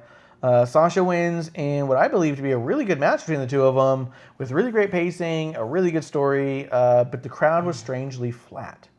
I felt like they weren't paying. Like I was like, how are you guys not watching what I'm watching? This is great wrestling. That's what I think the tag team turmoil didn't go over well because they got really quiet toward the end of that. Yeah. And I think it rolled in the ear. It was like, fuck. Yeah, I think everyone's kind of like, what the fuck are we doing here? Yeah. What is happening tonight? But I think at one point I heard them like booing a little. There were moments where I think they were booing at spots they should have booed. Sasha was doing some shit. I think there was one actually where Sasha just goes into submission, and then after like a couple seconds of submission, there's like boo. Like what? You don't want a submission in the match with someone who's small? That's what small people do. Submissions. I think I wondered at times watching this if they had redubbed the crowd because of how it was reactive. Like I wondered if it had been made like how like sometimes you watch certain like the Royal Rumble where Roman Reigns has his arm lifted by The Rock and it's very quiet because the crowd was raining boos down. I wondered if it was that because like it seems real fucking quiet for a big stadium. Oh, I wonder because if they definitely were not getting the reactions they wanted from Sasha at SummerSlam. Yeah. Or the Raw after, I should say. But I thought the match was great. I thought Sasha and Natty both looked great. I thought it was awesome. Just reading. So Yeah, it's pretty Keith. silly. Where'd you say you were Yeah. going to put them? I didn't say where I was gonna put them. Where are you going to put the socks, dude? I was gonna put them on my feet, but they're like. What? That look. Let's see. After that, we get Cedric Alexander versus Cesaro for no fucking reason. It was a fantastic matchup with Cesaro working Cedric's knee, and I thought that was really good, and Cedric ended up getting the win. I think Cedric's going to take the loss in the next match of King of the Ring. Yeah. Which, if you're going to go that route, I would have preferred seeing Cesaro go balls in heel and just like slap on a sharpshooter after the match. Yeah. And just really fuck up the Just knee. not let go. Yeah. and- Yeah, and then Like really do a thing. take a chair to his knee, something like that. Yeah, go that extra little bit. If the whole point of this segment is to be like, here's how we hurt his knee, so he has a bad match against McIntyre, whoever he's got to go against, I forget. Plus, it would build great heat for the match he's going into this weekend. What? He's Cedric, good. Cedric's in a match? Cesaro. For what? He's going down, remember? He's going down? He's gonna be. It's him and Pete Dunne. Oh, that would have been good heat for the Pete Dunne match. because that Why like did you just say that? yeah, it could be like him going in as a heel and being like, I don't care. Yeah. Fuck you, Pete Dunne. Yeah. And Pete Dunne's all like, Yeah. I actually like that shit. The first Pete Dunne match he really sat down to watch was Walter, right? Yeah. Yeah. No, No. I've seen a few before that. Actually, yeah, Pete Dunne popped up. That was the first Walter match you saw was against Pete Dunne. That was awesome. Yeah. Um, Walter's gonna kill you. It's my favorite chant. who's Walter facing in this one? I don't know. I have not. We're watching it. We're gonna All right, find we'll out. go- I like we'll it to find be a out. surprise and be awesome. Okay. Let's see. After that, we get the 24/7 title spot, but with the Fox Sports thing. So we have some random host get it. I feel by the end of SmackDown, I'm pretty much over the 24/7 title, but we'll get to that at SmackDown. But so they had that little bit Well, I think Elias just killed it. in a weird way. Yeah. Well, I'll tell you my theories on it when we get to SmackDown, so we don't. Not in a good way. Killed it though. No, that's what I mean. Yeah. Oh. Yeah. Yeah. Oh yeah. Like murder. Yeah. Yeah. I Well, think that's good. the Fox spot just was like. It really put the underline of this title is stupid. Like it will literally give it to a sports host because why the fuck does it matter? And none of them look good doing it. Like the None way of them. the way he did it was like, I know this is a joke ass title, but fuck you look dumb. Yeah. Jerry Briscoe looked better when he did it. Yes. Pat Patterson's kicking him. It's like that looked better. This just looks like he tripped. What are you doing? Yeah. Okay. I Yeah. do think it's funny out of the 4 broadcasters, the other 3 were professional football players. And then Oh yeah, and he's the one. Yeah. Yeah. Walter's going against Tyler Bate. Oh yeah, I did hear that. That'd be I saw that. crazy. Yeah. Isn't he like just picturing Tyler Bate, who's like kind of little, just gets hit and like gets swamped back like Yeah. 3 feet back. Like, oh, he's dead. Keith does remember. Keith doesn't remember Walter versus Dunn. Oh, Walter versus Dunn was at Blackpool Takeover. That's when Walter won the title off Pete Dunne. If you haven't seen that match, definitely go out of your way to watch that one. It was fucking incredible. I was in Blackpool. It was a normal NXT takeover. It was It wasn't Phoenix. It was the New York one. yeah. It was the main I don't believe that for a second. Look it up. I believe it was at Blackpool. I don't believe either of these assholes. They have no idea what they're talking about. $10. You're just saying that because you want an extra pack. You're like, oh, let's do it for a pack. just give me a Just give me a pack. I bet you cheeseburger. Like cheeseburger on your fucking leg. We also got Toni Storm going against Kaylee Ray, which is kind of funny because every time she says it, I think of Kylie Ray. Yeah. And I go, oh shit, Kylie Ray's in NXT? What the fuck happened? And then I also remember there's weird shit going on with Kylie Ray. Yeah, she's got a lot. It's something. It sounds like a mental health thing, which is really That's unfortunate. it. That's really such a fucking bummer. Yeah. For someone who's so positive and happy and bubbly, fuck, dude, it is dark to say. But Cody went on a whole fucking thing about how Kylie Ray is legit and that Bailey's a fucking phony. Then you have a fucking meltdown. I'm just saying, Cody, fucking watch your mouth, man. Calm down about this shit. Putting a lot of pressure on people. Fuck. Takeover New York? Was it Takeover New York, Keith? Tell me that. There's no fucking way. It was. Yeah, it was. It was, well, I told you it was New York. Idiots. Blackpool, New York. Yeah. Blackpool, New York? You never been there, dude? Blackpool Square Garden. Yeah. Everyone goes there. Just sounds like a horrible gay bar, and like There are no bad gay bars in New York, so relax. Relax on that. I'll dive into a black pool anytime. Brown pools you gotta worry about. Oh, damn. Let's see. So yeah, Keith, check that out. Pete Dunne versus Walter. You will not regret watching that match. Let's see. After that, we get Rude and DZ cutting a promo, which I didn't care about. Followed up by Street Profits doing more stupidity, and then was that where Braun showed up out of fucking nowhere? Yeah, they're all like And talking. then they were like, Well, they went like, whoa! Like he came out of nowhere, and then it shows Braun in front of a box with a closed gate. He's like, I'm so glad I didn't get my tattoo on that side yet. Because "Are you gonna get on this side? every time we do the show, you you gonna hit me in get the arm like that. Yeah, I'm going Are you gonna to. get the penguin from Sanrio?" Probably something, but I'm like now thinking I'm gonna have to like put some Probably padding or something. Because Well, don't make a fucking snap decision on my account. I hope it fucking means between you something and to you. fucking one dude at work is what's up? Bam! It hits me right in the shoulder. You like the day after. It's like you cunt, Jim. Yeah. Shakes hands. Bam! It's like you fucking asshole. You got one on your arm? Yeah, the Homer Simpson one I have up here. Oh, the hellfish. Yeah, he Yeah. no, it's not the Hellfish. It's a Homer Simpson heart. Yeah. You've seen it? Yeah. It's not the hellfish? Oh, it's Homer Simpson heart. Yeah, but he just slaps me like. Well, hellfish is a great tattoo for anyone who's got it. Yeah, Hellfish is a good tattoo. I like that or Mr. Sparkle, Great Simpson tattoo. That's a really good one. Yeah. All right, fishbowl head. Fishbowl. Then we followed up the Street Profit stupidity and Bray's waiting for his cue, which that was so. As soon as it happened, I was like, "What the fuck is that?" And producer's like, "He's coming from a closed gate. He walked out of a gate."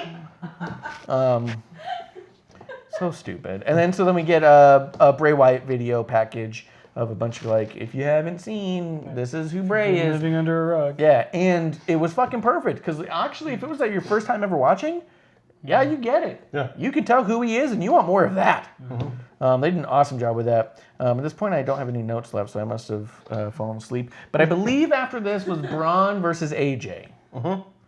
Is that right? Yeah. And it Which was I really- thought was an okay match. Yeah, really quick. Pretty quick, and then AJ did the Eddie Guerrero spot, and I liked that. And that's how the match ended with him keeping the title. The club came out for a bit, right? When the ref got knocked out, and they ended up getting chased out by Braun. Yeah. Yeah. Yeah.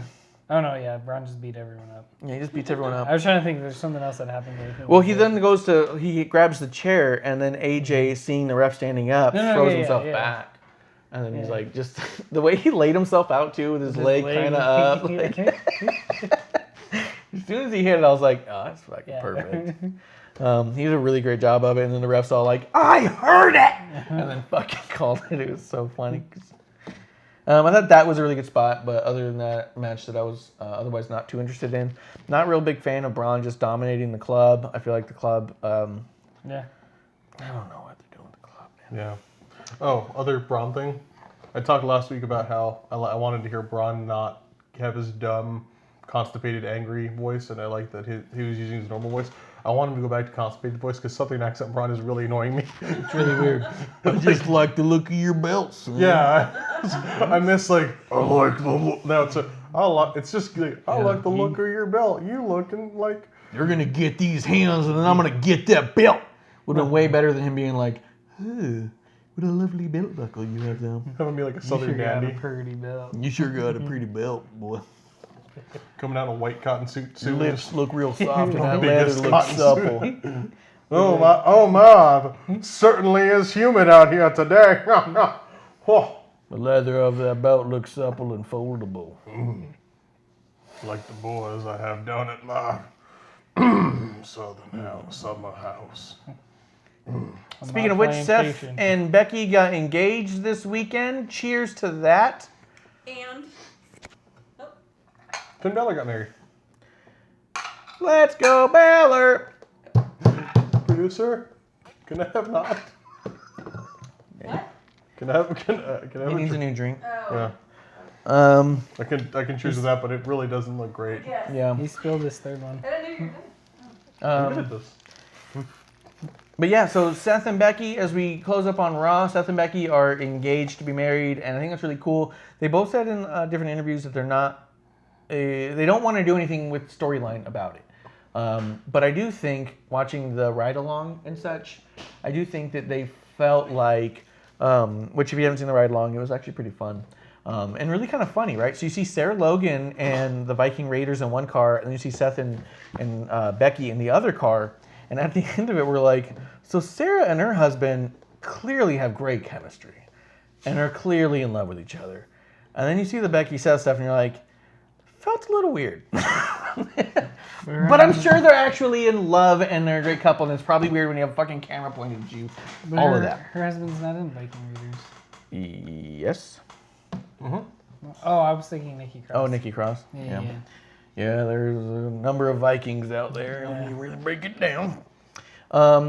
But so they're engaged. They don't want to do. Oh, but it seemed like that they felt there was a level of pressure because of they were trying to hide this thing that wasn't much well hidden, and how do you kind of acknowledge it but don't? So I think that's why they did that little storyline of like, look, they're a couple, they're a power couple, they can fight on each other's behalf, and then But it split them made up. Seth look so wrong. It made it. It didn't. so It didn't weak. play out as well as I think they had hoped. I don't think they even had high hopes for it, but I think it was their way of acknowledging it as a company. Of like, why would we avoid it indefinitely and pretend like it's not happening? Versus let's do a little storyline, 1 month, them helping each other out and all of that. So it made sense on that regard. And then Finn Balor got married to like a weather girl in Ireland, right? I just knew he got married.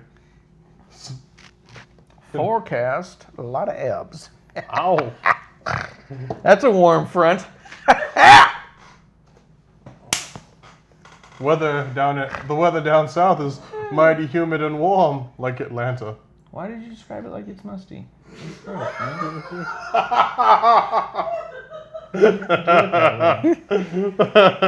It's that Mississippi must down there. God, man. I'm just describe all women as musty. I missed Keith's comment. Which match were you saying that Vince was in their ear? Was that Cesaro? I think you're thinking of Cesaro match because that was the match, and I forgot to bring it up, where Corey says, I was talking to Cesaro earlier, and he says to me, Sterling, I think I'm ready for this thing. And then as soon as y'all like, he says to me, Sterling, he's ready for the match. And then he gets like weird and choppy after that, and he's like, and I was all like, man, Vince is giving him a fucking screaming at right now. God damn it! Who the fuck is Sterling? God damn it! Thank God. Oh, it got better on Tuesday. Thank God. Yeah. Sorry. Tuesday had maybe my favorite, like, because it was like uncomfortable and everyone paused, like, "Ooh, you're gonna let them hang their dead air." Sorry, producer here. Just want to say real quick, Corey's just getting way too comfortable where he is and just flying at the seat of his pants, and it's not going well. I think so. He was talking about AJ versus Braun when Corey said, if Braun wins the U.S. title, they have 3 matches at Clash of the Champions. And then everyone stuttered for like 5 minutes and said nothing. And I think it's also when He's like, well, there could be 2 matches. it could be 2 matches if you do Winner the take math all and and- winner take all in the one, and he's in the 2, and then I just solved the problem. I booked it perfect. Now it's booked. Bick.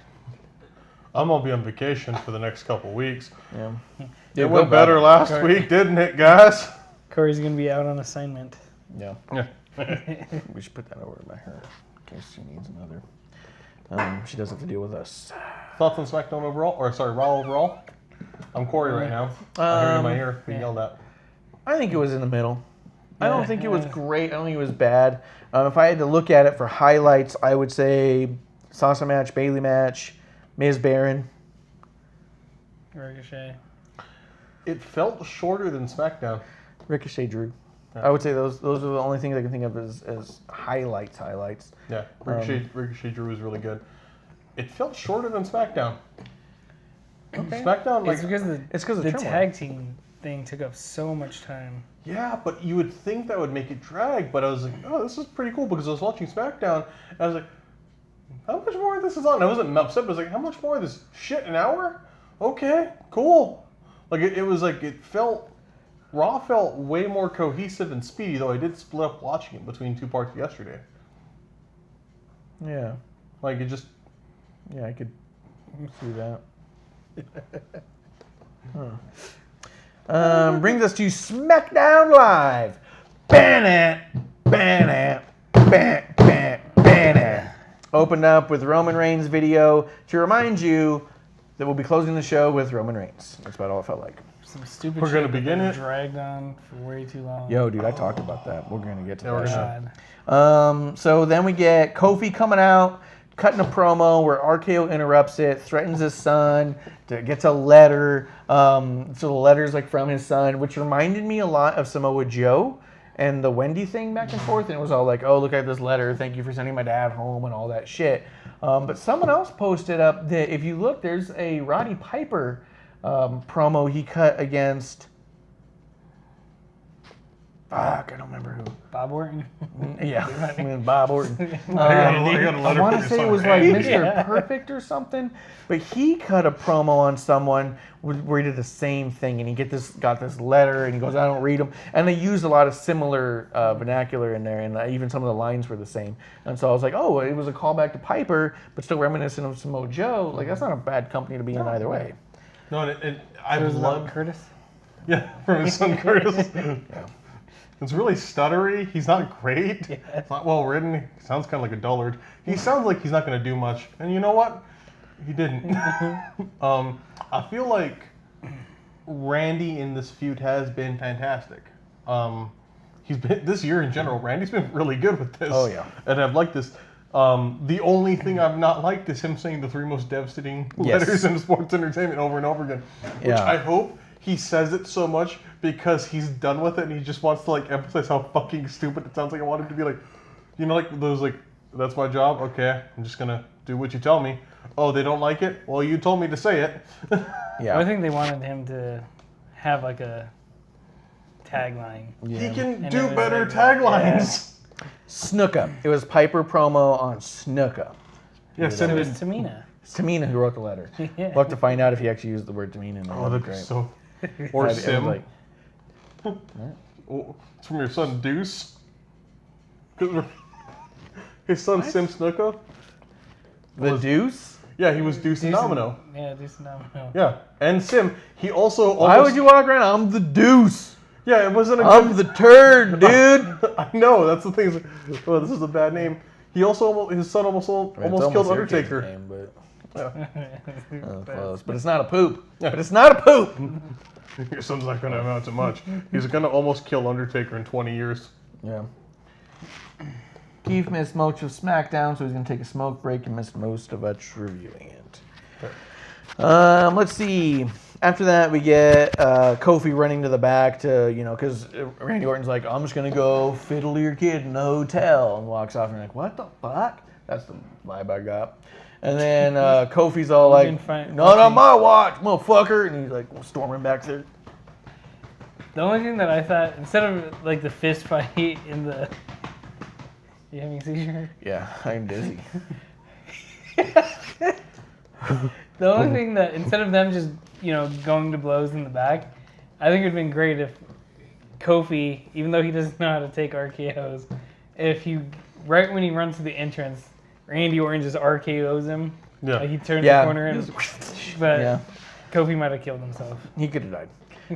Then they got the big schmaz in the back, big old beat down, and then after that, they show Big E cutting a really serious promo on RKO, which I thought was pretty fucking Yeah. cool. Because he's all like, fuck you, dude. Fucking tired of this shit, dude. No fucking way, dude. No fucking way, dude. That's what it was like. It was great. Do you think? Sorry, Good. I was just gonna say, do you think with Randy Orton beating up Big E and the Revival hurting Xavier, all titles have to be on the line, even though their knees are shattered and whatnot? Do you think the Revival are going up against New Day? That'd be cool. I think I don't want the New Day necessarily to lose their titles, but I think it'd be cool. I was thinking about like, man, I don't want them to keep talking about Xavier being down because I don't want them to lose this title for that unless they get it I don't want back. them to relinquish it for sure. Yeah. Yeah, I don't know. That could be cool. What I don't see where else you go with it. Yeah. What I was gonna say is what I think is really cool with this like storyline, especially with Randy, is it's not only built Kofi up, like continued Kofi's being such a like good face champion, but it's also brought Biggie and Xavier up and given them their own story where they look just great and they sound like the intensity of them is cool because you usually see them being silly. Okay, I get it. I get it, you're back to your prick. Anytime I say something, it's like, I'm gonna do something to fuck the club. You played it so good too.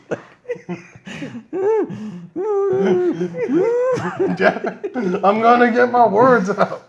I agree. Yeah. Oh, do you? After you be a dick and torpedo. Yeah, I agree with what you torpedo said me, this yeah, time. Yeah, I agree. I think it's really lifted up the New Day as a team, Yeah. specifically, which is great to see. It's my gimmick making weird fucking noises during this. That's true. Yeah. After that, we get Buddy Murphy versus Ali, Prince Ali, in King of the Ring. Prince Ali wins in a fantastic matchup against Buddy Murphy as Buddy Murphy shakes Ali's hand at the end. I thought that was actually pretty cool. Yeah. I love Because that. Murphy's on the rise. He's still a bad guy, but he was all like, fuck, dude. I've been going up against Daniel Bryan and other people I can't remember off the top of my head. I'm sure it's what he said. And there's other names, I know. But he was I like, saw but that them was shake their legit. hands at the beginning of the match. Both. And see It was a that quick. shake. It was a quick like at the beginning. After it, he got up, lifted Ali's hand. Yeah. And it was really. I liked both of them. It was a bigger moment, yeah. Yeah. I thought that was really cool. I don't always buy into those moments. I think sometimes they're overdone and they're used a little too often, especially with people like Roman Reigns. But I thought here was actually really nice because these are two guys from 205 who made it up to the main roster, and here they are doing their own little things. Yeah. We did it, buddy.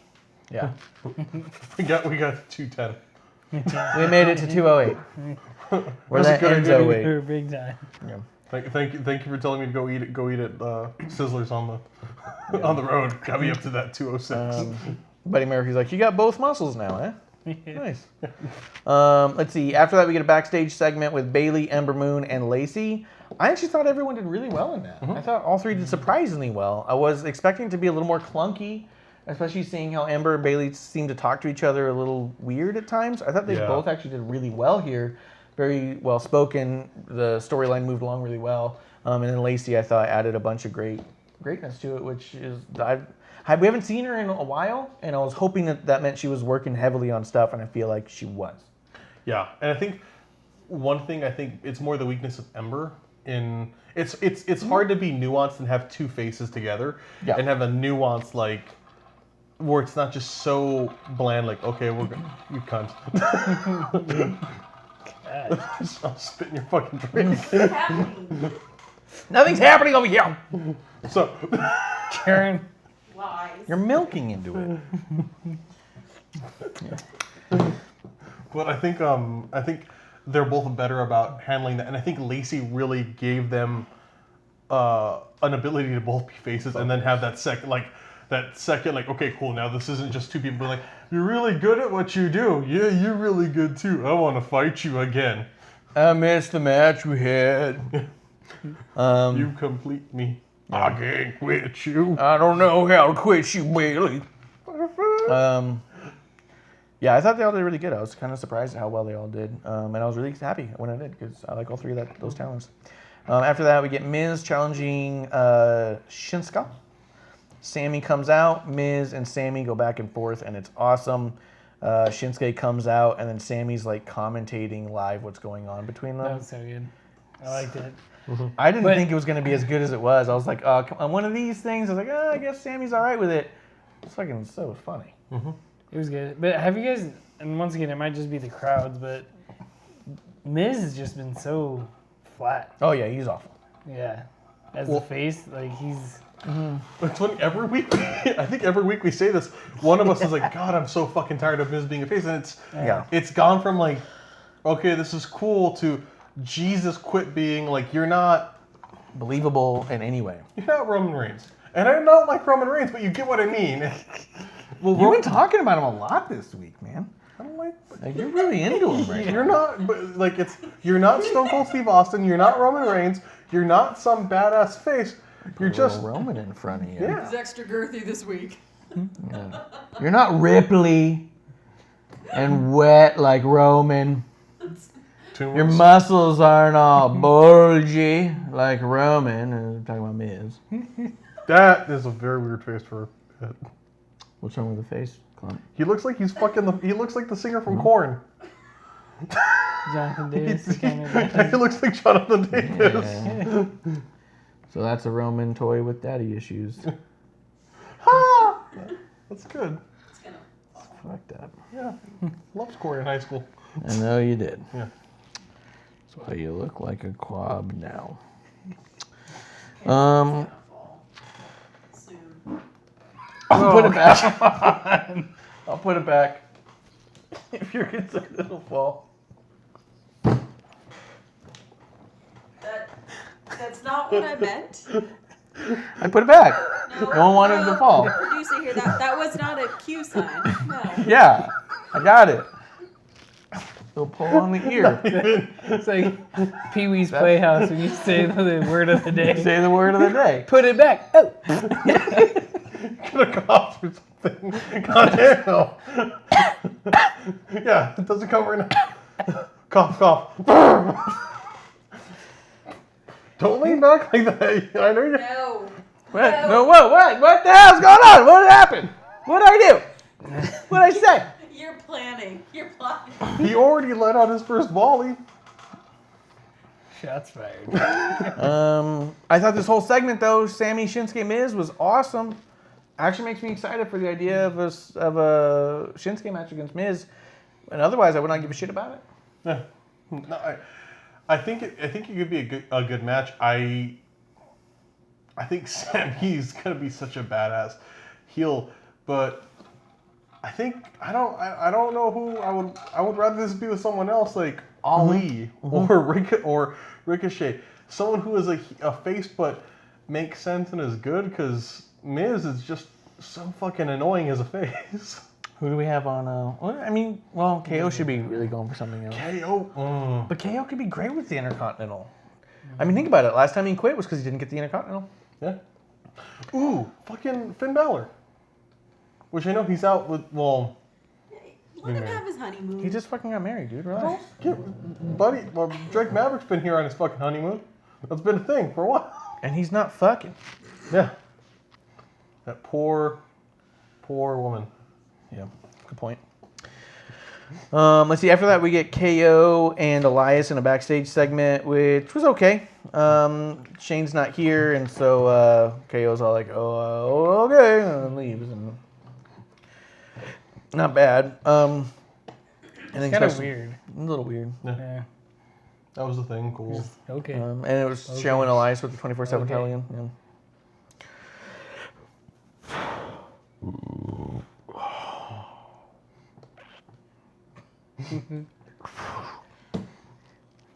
God damn.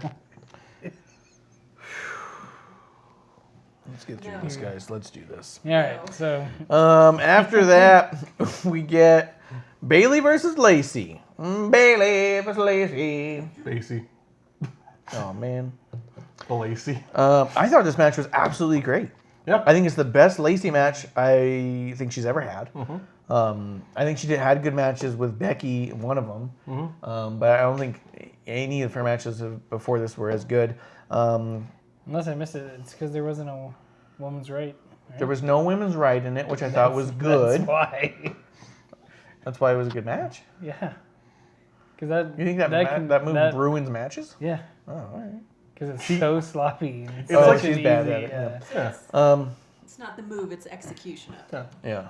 No, it's the move too. Because there's no build up to it. It's like female There's Roman no like. Reigns. It's It's like just female Roman Reigns. She does yeah, but something. he cocks it. Yeah, he does. So you want her to be like, "Eee." Yeah. Come on! Yeah. Exactly.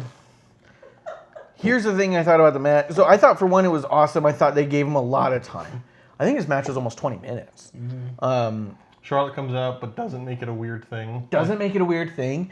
Bailey and Charlotte have some back and forth, but it doesn't become a focal point of the match. It's a byproduct of the match coming. And so I thought it built into that really well. And I thought it told a really awesome story on both sides of it. And Bailey was looking impressive with submissions we don't see very often, moves that we don't see her do very much. I will say this, Bailey's jumping moonsault from the second rope to the top rope where she does that spin around, she wiggled. She almost lost her footing. And I think that move, like the women's right not being used here, should not have been used here. I think that move should be reserved for big wins because that move is so dangerous to her more than anyone else. Getting the moonsault's not the problem. Getting to the top rope is the fucking problem. And if those ropes are wet from sweat or anything and your feet slip or you just happen to catch it at the wrong part of your foot, you're fucked. So if you're going to use that move and have it reversed on you or have you hit the move, which she did, and get kicked and have it kicked out of, that's got to be a much bigger match than a non-title match on SmackDown. Yeah. This should have been either, if someone's going to kick out of it, it's got to be a big build up to it. But see, I think she was pulling out all of the stops because she was going up against the champ. Yeah, but not a lot of build on it. No. And I just think that's a move that's so dangerous for her. It should be used sparingly. Yeah. I'd rather see Bailey kick out of the women's right and everyone be like, oh shit, she kicked out of the fucking knockout punch, than to see Bailey kick out of this super dangerous move that didn't pay off. Yeah. You know what I mean? I'd like to see that reserved. Even with the women's right, I'd rather see the women's right end the match more often and that moonsault used super sparingly in general for the pulling out all the stops. But I think that's like down the line. You know, I just felt like it was too soon to use the move and not have it win. Especially if you watch, she jumps up and she's like, and then jumps. I was like, fuck, she's gonna die. Oh shit. Apart from that, though, the match was really good. And like you said, Lacey's pulling out all the stops, so it did get me emotionally invested in it. So maybe it was worth it to that degree. But awesome match from both people. Maybe the reason that they did that and pulled out so much was that it been so long that she's been on TV and they wanted to be like, she is a real, like, you want that investment. Talent. Yeah, she's a, Showcase her. And yeah, like, look, she can do shit. You haven't seen her do anything in a long time, and there's been a lot, there's a lot of heat on her for what she couldn't do. Let's see what she can do. I guess if you haven't seen someone in a month, that's pretty big stakes to someone who hasn't been on TV in a month. I haven't been on TV in a month. I need to remind people why I deserve to be on TV every week. So I can see that. Producer here. Well, she is doing that Montel Williams show. She's doing a military makeover with Montel, so that's her big thing. So I think it was kind of. I have no idea what you're talking about. I need you to expand. Lacey Evans. She's going to be doing this makeover for the military folks, I guess. Montel Williams still has a show. I didn't know know. he had a show. Yeah, it's Lifetime, but you know. So she's going to be on the show when? It looks like WWE posted. God Never mind. damn it. That's why I try. You know, I'm not sure why I'm here. It's good. I fucking hate him. I hate him so fucking bad. I let him in my own fucking house. I'm gonna go take a smoke break with Keith. Jesus. Jesus Christ.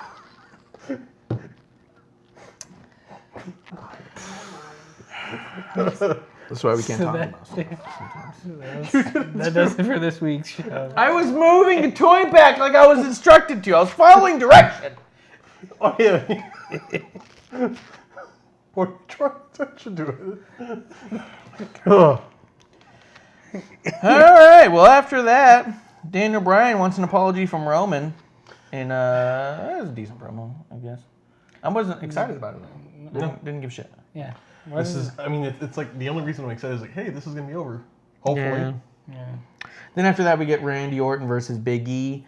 Revival interferes. Big E was showing pretty great intensity and had a really great match, the whole match. Yeah, he looked really strong. He looked fantastic in the match, and then Super serious, which was really cool. And then he still had that moment where he's all like, "No, I'll still spank you though." Yeah. This is for me, not for you. This is for me. Yeah. Yeah. This is my And the idea that Randy let that happen. yeah. I like that too. That Randy's like, "Yeah, you can do the spanking thing." Well, afterwards he like adjusted his drawers. Like, Oh, was that right after? Yeah. Yeah. He's all. That's funny. It was his first time. He's not used to it. Yeah. Yeah, I don't usually get spanked on TV. Okay, I'm not really used to this, but sure. Then he yelled at the kid to shut up. Yeah, some kid was screaming a bunch. And he's like, "Shut the fuck up, man! Shut up!" They dropped the audio on that. Did you catch that? I love Randy being an asshole to the fans. It's always so good.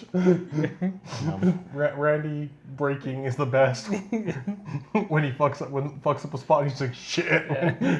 He's giggling. Yeah. Yeah, he's pretty rad. I got to meet him, and he definitely did not want to take the picture I wanted to take, but he was really cool about it. Because I was going around that whole weekend in my ref shirt and bringing titles to the different wrestlers and being like, hold it up, and I'll be like, I awarded you the title, and they're like, okay. And Seth's like, ah, like he just, ah. It was really funny, and Oscar was like, yeah, referee, and she's like freaking out, and they go to Randy, and he's like, I'm not gonna do that. And I was like, when he's like, we just don't need to do that. He goes, I can hold it if you want, or you can hold it, and I can point at it. And he was like, but I'm not gonna do the whole. Like, I get it too. I get it with the ref shirt. I get it. Like, but we don't need to do that. And I was like, all right, fuck it. And I just dropped the belt, and I was like, dude, Randy Orton. And then when I was leaving, he was all like, hey man, and like, get me to turn around. He's like, I just want you to know, I really appreciate you coming out here. He goes, it means a lot that you guys as fans come out and do these things. He goes, I appreciate that, and I appreciate you as a fan. And I was like, thanks, man. Like, dope. Like, he really wanted to like be like, I'm not trying to be a dick. I'm just not doing the one thing. And so I was like, all right, sweet. Like, I mean, that was the best no you can get from somebody, right? Especially after, because he was the last one. So I just had a number of other wrestlers all like, woo, this is hysterical, And then I get Randy's like, I don't want to. But at least he, explained as like, no, for this one. Yeah, you don't need to do it. I get it. I don't wanna. Yeah. You don't need to explain it. I get it. But it was with a shirt, man. I also got a shirt though. But it was cool. So I do get a kick out when he like breaks the kayfabe on people or tells kids to shut the fuck up. So that was a really good match. Then we get Elias on the throne. Kevin Owens stuns him, and then Maverick takes the 24/7 title. I believe that's how that ended. I did put this because we were going to talk about 24/7 title. The title is now in one 3-person storyline, and it no longer gives the mid-card more TV time, which I thought was the original purpose. This is just an R-Truth Drake Maverick storyline, with Elias being sprinkled in to move it along. And it seems to me to be counterintuitive to what 24/7 title was for. Well, no one else has won it. And Nobody's Besides- Yeah. Well, nobody's chasing anymore. It's... Well, the Revival won it. Co-champions. Yeah. That was cool. Like, I appreciate those moments, but when you look at it, you just scan back a little bit, you're like, okay, this entire belt is just the storyline for R-Truth and Maverick because they're not sure what to do with them otherwise. Yeah. I'm starting to feel like it's worn its welcome. And you feel bad for the people who were on it and have been close and they just pulled away. It's like, yeah, we don't. Not only do we not have anything for EC3, but we don't really want to put you here anymore. Sorry. Yeah. We don't Sorry, even want you Titus. chasing it. Yeah. Yeah. Which was cool. It was kind of funny. It was kind of cool to see people. It was funny seeing Eric Young look way totally different. Like, Well, cool. yeah, the fact that they were chasing it made you believe there would be a moment where they would be utilized as slightly different, right? But they never were. It was like, here's our crowd of running people. Yeah. Here's our focus of the storyline, and that was it. And I thought that by seeing those people, you're like, oh, Mojo's going to get around with 24/7 title, and he's going to be crazy with it, and fucking bark at people or something. And like, oh, and then Eric Rowan's going to, or not Eric Rowan, but like Eric Young's going to grab it and be like, this is it. He's going to hold it for like a week or two, but none of that happened. Anytime someone won it who wasn't Drake or R-Truth, it was flipped right back to one of the two of them. Yeah, even Jinder, who it was cool to see Jinder and stuff. No, and it's the only positive thing has been, hey, we don't have the Canellises anymore. Yes. But yeah, everything. I've went from like initially being like, oh, this is stupid too. This is kind of funny and cool. Oh, yeah, So now I'm absolutely. like, this sucks again. Yeah, it's really, I will say as a utility to ruin the careers of the Canellises, I enjoy that aspect. But I feel like we've done that now. Yeah. It's almost like the producer called it. Called what? Analysis. They're done. Forever. Yeah, they're done. After that, we get Gable versus Shelton in an awesome match. Great match. And not surprisingly great match. But surprisingly great match. Yeah. Well, You know? I had no expectation for it before because when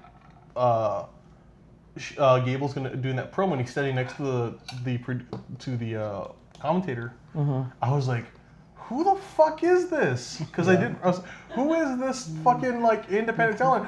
Why is Vince not just cussing, get the fuck out of my goddamn shot? Who are you? Because he didn't look big. He looked like a fucking high school kid in like gear. I was like, what is this fucking? And then I was like, oh shit, that is Chad Gable. Yeah. And then when Shelton came out and just talked, I was like, okay, kind of like Shelton way more in this. Gable just looks like a dumbass. And then the match, I was really happy with it. It looked fantastic. Oh, great match.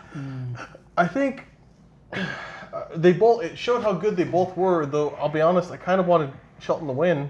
I want 'Cause Shelton. I- I like Shelton Benjamin. Every time he's in the ring, I'm like, fuck, he is good. You can see these moments like, damn, he is a fantastic worker. He could do more, and Yeah. What's weird too is his charisma off screen doesn't come through on screen at all. I've run into him a couple of times and had like lengthy conversations with him because he's so chill and cool to talk to. And then you watch him on screen, you're like, this guy's an idiot. Get him off screen. But like when you run into him and you're like, oh hey, what's going on? And then he just fucking chats you up. He's Well, I think funny. I think it's because he's not a good heel. Like if he was just like natural and just like, hey, be you out there and Yeah, maybe. Maybe it's the heel thing. yeah. I think a lot of people think that they make a good heel when they don't. no. Maybe he's one of those ones where it's like, I should be a heel. I could be a bad guy. I like the bad guy. But you're like, dude, you're like a funny, charming, really nice guy. I think everyone wants to because so much from everything I've heard, being a heel is a lot more fun to be creative, but it's also a lot more challenging. People don't think about that. It's not just building heat. It's Well, yeah, it's really difficult. But also back in the day, like in the Ric Flair days and stuff, the heel called the match. The face did what the heel wanted to do. That was it. So that's how they just determine this, especially with people who would be like in the ring for the first time and they really didn't get to, they had the separate locker rooms and all that. It was just already known. The heel's going to call this match. And so guys like Flair wanted to become a heel to be able to control his matches better because he thought he could put on a better match than the heels he was facing putting on. So in that regard, it's like, oh yeah, I can see why people want to be a heel. They get to control the match. But that's really not the case anymore. And now I think people just want to do it because like it's fun to be mean. And, Yeah. you might not be good at it. It's more than being mean. Yeah, like no. you said. And I've seen the same thing as outside of it in interviews. He's really cool. It also is kind of surprising because he does everything that's thrown at him. He puts all of himself in it. Even these dumbass where he's like smiling and silly, he's putting himself into yeah. it. But before that, like I was excited for him with Brock. I thought that would have been super cool. But it was a missed opportunity. Oh yeah, I thought that would have been great. Yeah, like just going out and being like, you don't know. Especially if you had Heyman. Man, as soon as Brock came out, or like when Shelton came out for Heyman for Brock, that whole thing also like, if Shelton's the new Heyman dude, this could be fucking killer because then Heyman can do all the fucking talking, and then you can still give Shelton the mic to be a little bit Shelton as just like a fucking sprinkle on top, and it would have been fucking killer. It could have been the new Brock party, is Brock and Shelton, like a return to the college roommates, because that was what they were. They were like hanging out together since they started. That's true. Shelton actually was Brock's coach or Yeah. something like that, or trained him or some shit, and when he was wrestling. So Gable gets the win. Andrade and Zelina look on because Gable will be facing Andrade in the King of the Ring.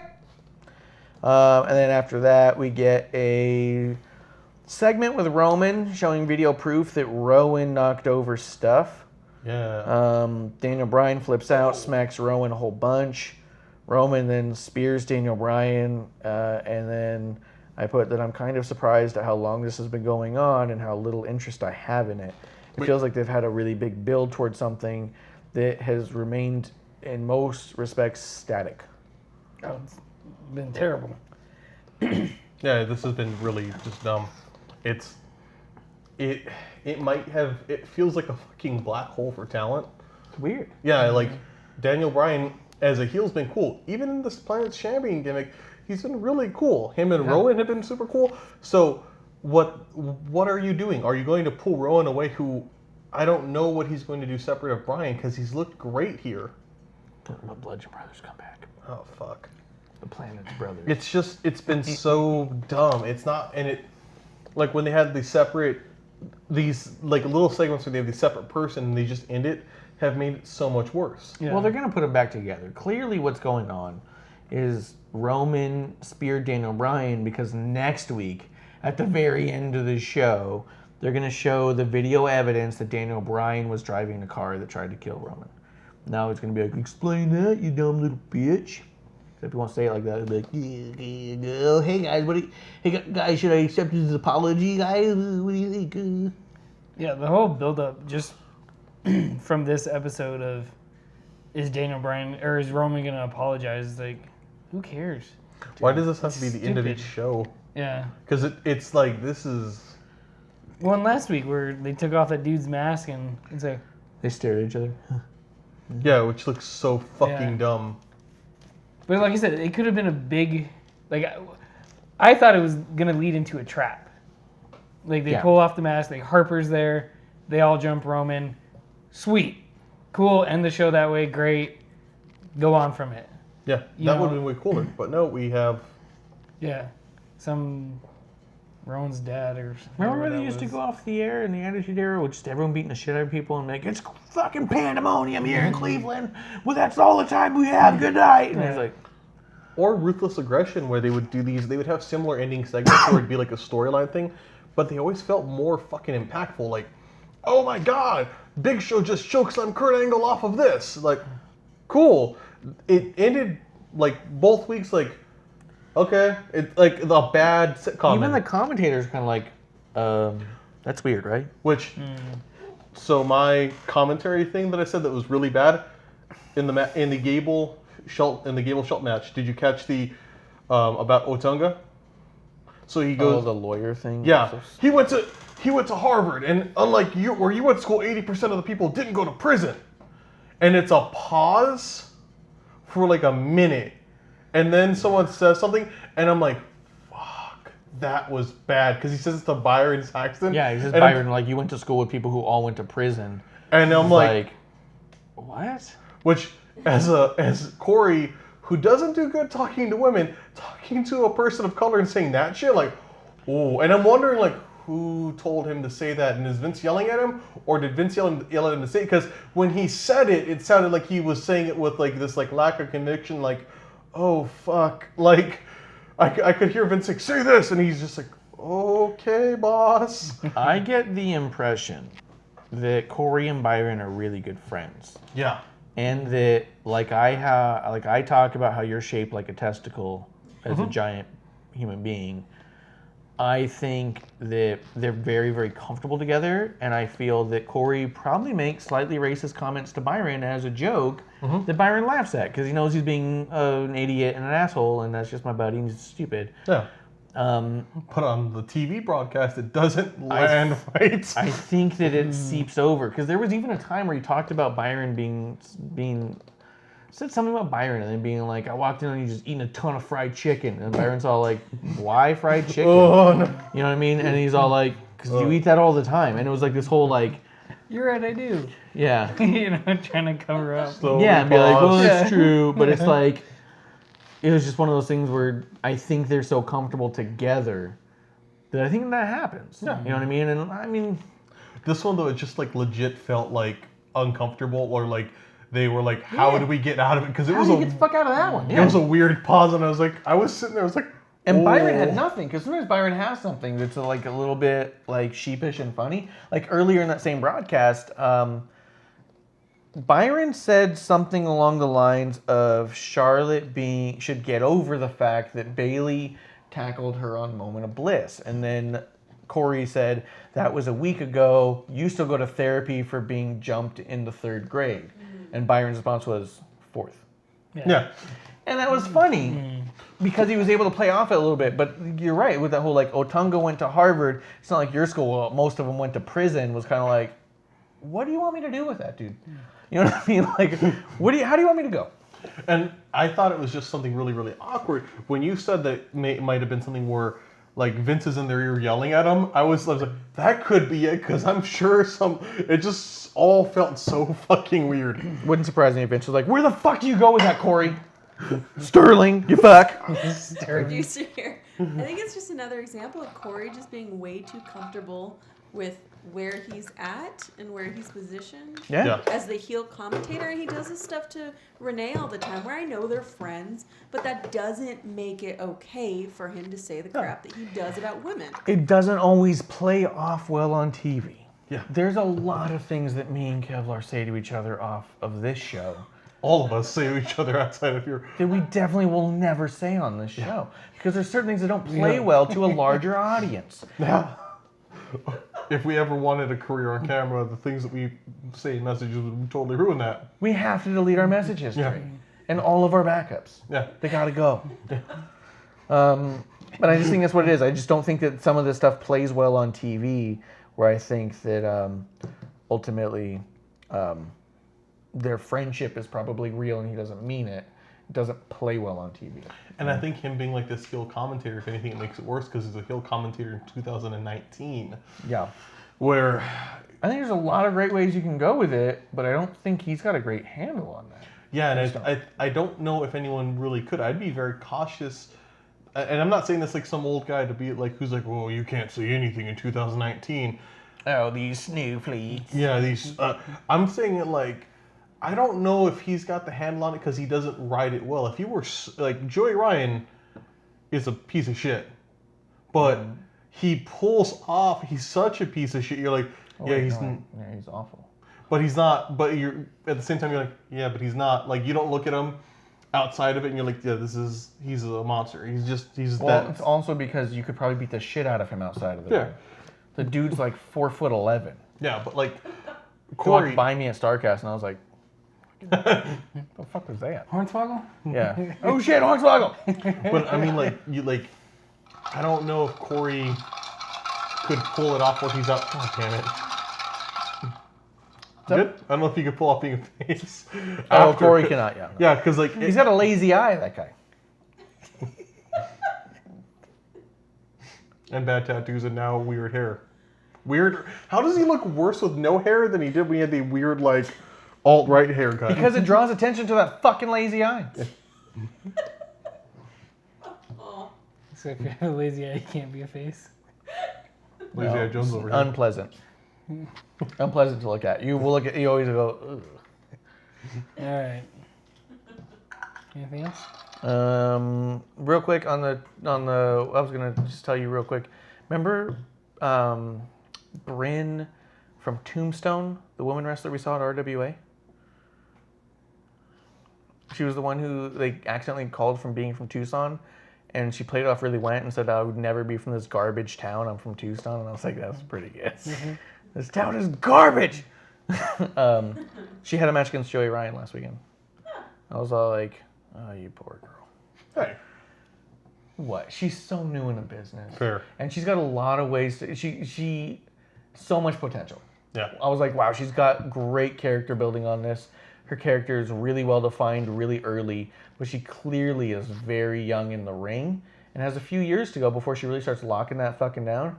And now you're going to have this really early match of you grabbing Joey Ryan's dick for 15 minutes.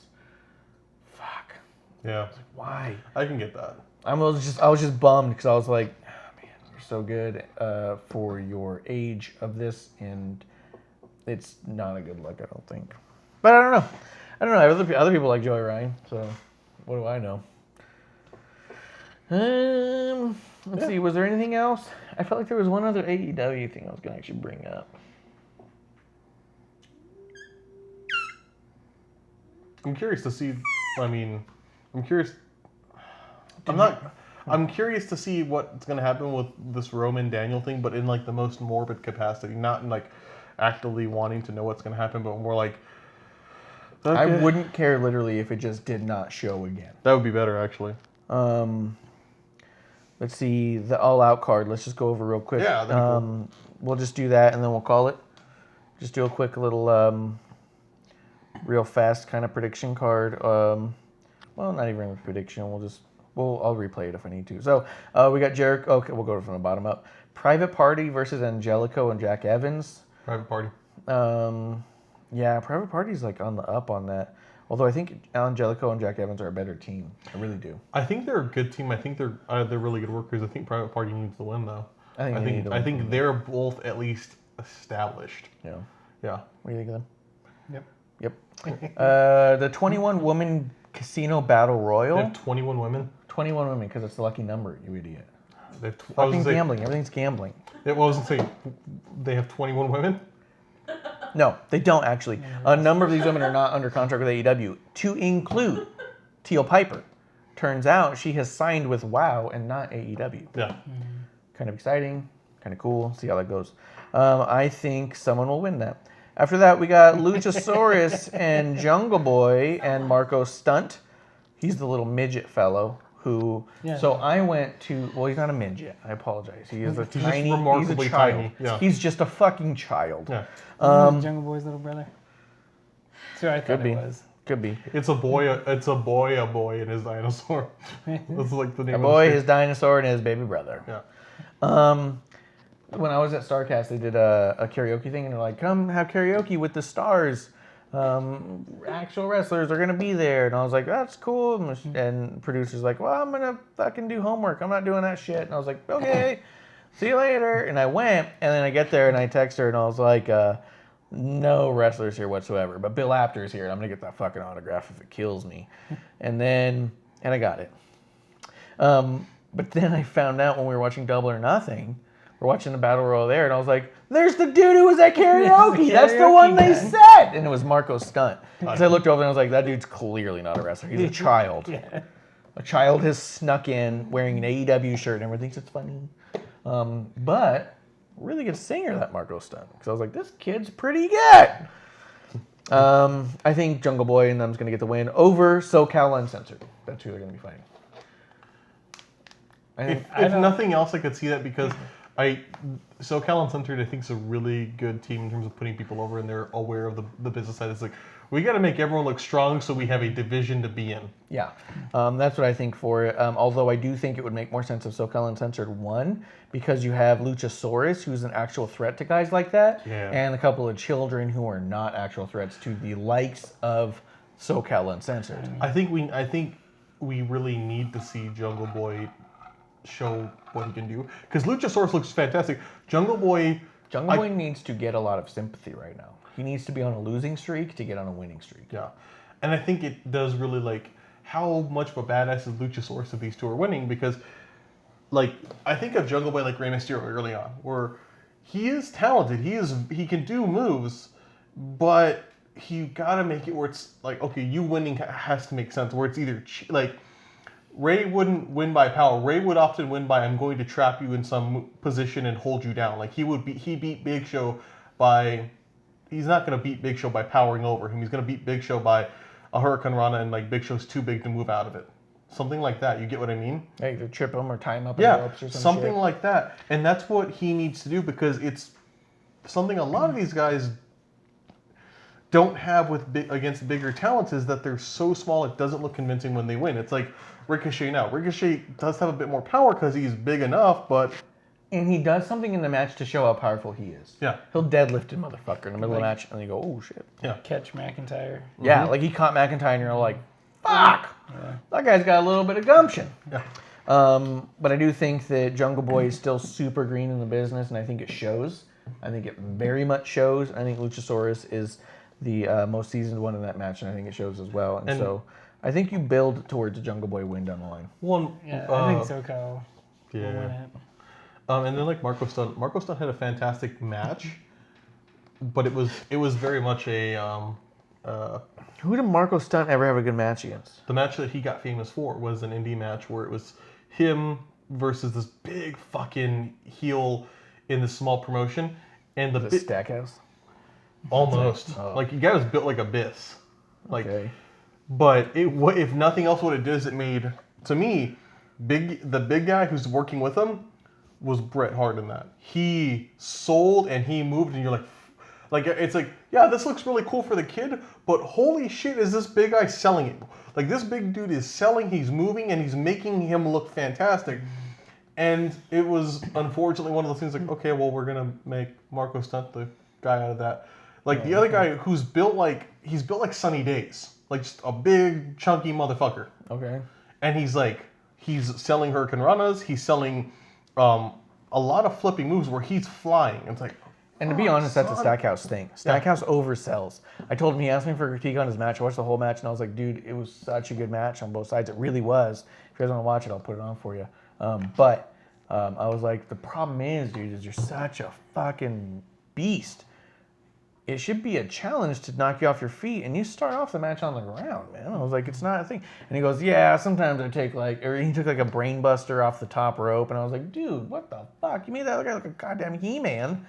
For what reason? I was like, it should have been a fucking challenge. The guy's just whooping your ass for a while. And he's like, yeah, but I like to take those moves. Like, it's great. Like, and it's weird because like in a world where I'm constantly thinking certain people don't sell enough, I'm like, you sell too much. You should be a slow-moving big motherfucker. You should be doing the old Vader, like, over people and then fucking crash. And it should be, like, knocking you over. It should be, like, everyone in town should be like, holy shit, this guy knocked over Stackhouse. So I can see what you mean by that. He sells that same stuff, and I think he's going to make someone else famous one day if he's not careful. Fucking stop selling! yeah. Decide that guy did a match with, oh, fuck. Yeah. Let's see. After that, we get Riho versus Hakura Shida. Sure, one of them's going to definitely win. I think Rio's going to win. I think Rio. That's the one that they keep pushing. I think. I like also, so you have 23 women. Yeah. Then you get Best Friends versus the Dark Order. Fuck. I hope they both lose. I just love this fucking shit. I'd prefer Dark Order winning over the Best Friends Yeah. by default. Technicality. By technical What- knockout. Yeah. What do I want? Dark Order. What do I think? Best Friends. I think Best Friends are going to I win. don't understand how people like them. and I don't back get them them. at all. They're Used to hear- stupid. I think Say I like AEW. stupid shit though, What? so that's why. What was that? It's AEW, so they could actually lose all to technical difficulties. No, because refs don't have rules to begin with to follow. No, I mean their cameras and their Oh. all that. Yeah, there could actually be a technical difficulty. have Let's the see. matches You feel like us. Yeah. Hey, you've not drunk enough to be an asshole about AEW yet. That's true. After that, we get Darby Allin versus Jimmy Havoc versus Joey Janela. I think this could be a really good match. Fuck, I know you do. Well, no, I think Joey think, Janela in any match is supposed to be good? The thing with it is, it's three of them who can do a hardcore style match where it can be something more. It could be that, but you have Darby Allin who can ground it. He can. And is Joey- Jimmy Havoc that good? Jimmy Havoc is, I think it's a bridge between you have stupid spots and being an idiot in death matches, and that's Joey Janela, who's at this point I think he's just dead set on killing himself. Jimmy Havoc, who's in the middle, who does death matches and does a shitload of death matches, and that's what he built himself on. But he can do good in work matches, and then Darby Allin, who does dabble in that, but Somewhere his in the middle. no, I would say he's much more toward, like, if you could do this as separately. Let's put this back to older WWE. You have Terry Funk, or you have Sabu with Mick Foley, with Stone Cold Steve Austin. You have this range going forward. Where you have somebody who purely does, I'm gonna wrestle and rip my bicep open and then tape it up in the match. To someone who's done WWE matches, but also has done fucking crazy death matches, to Steve Austin, who is really more of a WWE standard, typical wrestling guy who has dabbled in it. And I think you could create a good story with it because they all have worked with each other, and I think Darby Allin would be the star here, but I think he's got to be. well, he can make the other two look really good. I think he can. I think Darby coming off of a Cody win the way that he did, and didn't Darby take that massive loss against Shawn Spears? Wasn't he the one who took a stupid DDT and then lost? Yeah. So He needs this win to reestablish himself as a fucking beast. He got a fucking tie with Cody Rhodes, and then he loses on some stupid middle spot in the middle of the match where other people were kicking out of much more serious spots. He needs a serious match here where he wins. I think this also is a good example. I think the six-man tag match, if that were on a weekly show, leading into this would work, because then you could have the story building around it. Because I think what you see here is this is that six-man match where both sides fell apart, but the side that were faces really fell apart, where you could just see them not having chemistry. if we had context around it before and after it, Yeah. leading to this would be really fucking cool. But we don't have that context. I do think AEW could be something once TV gets going. I feel like one of their biggest drawbacks is just no proper build. You end up in these random matches that like We don't know who to be rooting for. You know, there's no story. yeah, it takes like 5 minutes before you go, okay, I like this one. Yeah. You know what I mean? And why? I don't know. Maybe his trunks are cooler. Yeah. Like it just seems like everything's arbitrary when it comes to rooting for someone. And then by the end of the match, you feel like you're golf clapping half the time. You know what I mean? Like there's not a whole lot of like great, wow. Like there's just a whole lot of like, well done, everyone, well done. Yeah, I got you. So I do think that the TV show couldn't come soon enough for them. After that, so in that one, I'm gonna say I think it has to be Darby. Yeah. I want Darby. Yeah.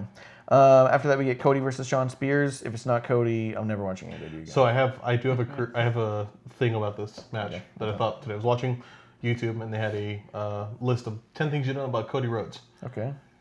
Weird. And well, Found that on that's YouTube. when you're watching on YouTube, it just goes down that hole. I don't.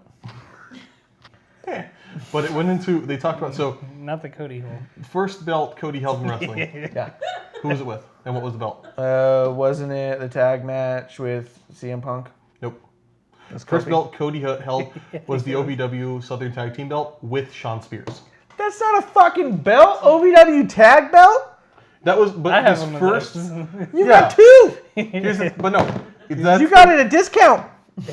their first belt was that. Okay. I And- know they came up together traveling or doing. Yeah, and I think so much. I was thinking about this, like, okay, so that's why we have the good hand thing. That's what we're building up, and I get that. Yeah. It's really fucking weird that you're building this out of something like this talk, and it's not even a relationship that was on screen. You get what I mean? Yeah. It's something that you're so much like, yeah, we really liked each other. We need context, and in this one you can't build it. If anything, this could be a good feud if you Wait give for it. yes. Wait. Yeah. And I think they're trying to bring heat in on Shawn Spears, which is stupid because it's like he just looks like an asshole, and we don't know why, and we won't know why. Yeah. If And I you're feel watching- like with a lot of this card, it feels like trying to wrap up a lot of loose ends when you're about to go into a TV show. It's like when we're watching Raw this week, and they're like Bobby Roode at one point was the best tag team champion or best tag team wrestler in the world, and something that the audience that's watching this can't fucking watch Yeah. because he was a great tag team champion in TNA. We don't care. Yeah. Yeah. So that's not saying part of this, it's like he was great in OVW. We don't have the licensing rights to OVW Yeah, or we don't his see shit that. in WWE. And plus, cameras weren't on most of the time for OVW. And most of the shit with them having this great relationship, where they say how close they were, we never saw it. It was them outside of the ring. And if you're going to do that, it's really hard to say, yeah, we've always been really good friends in that company that we used to work for and we shit on. Yeah.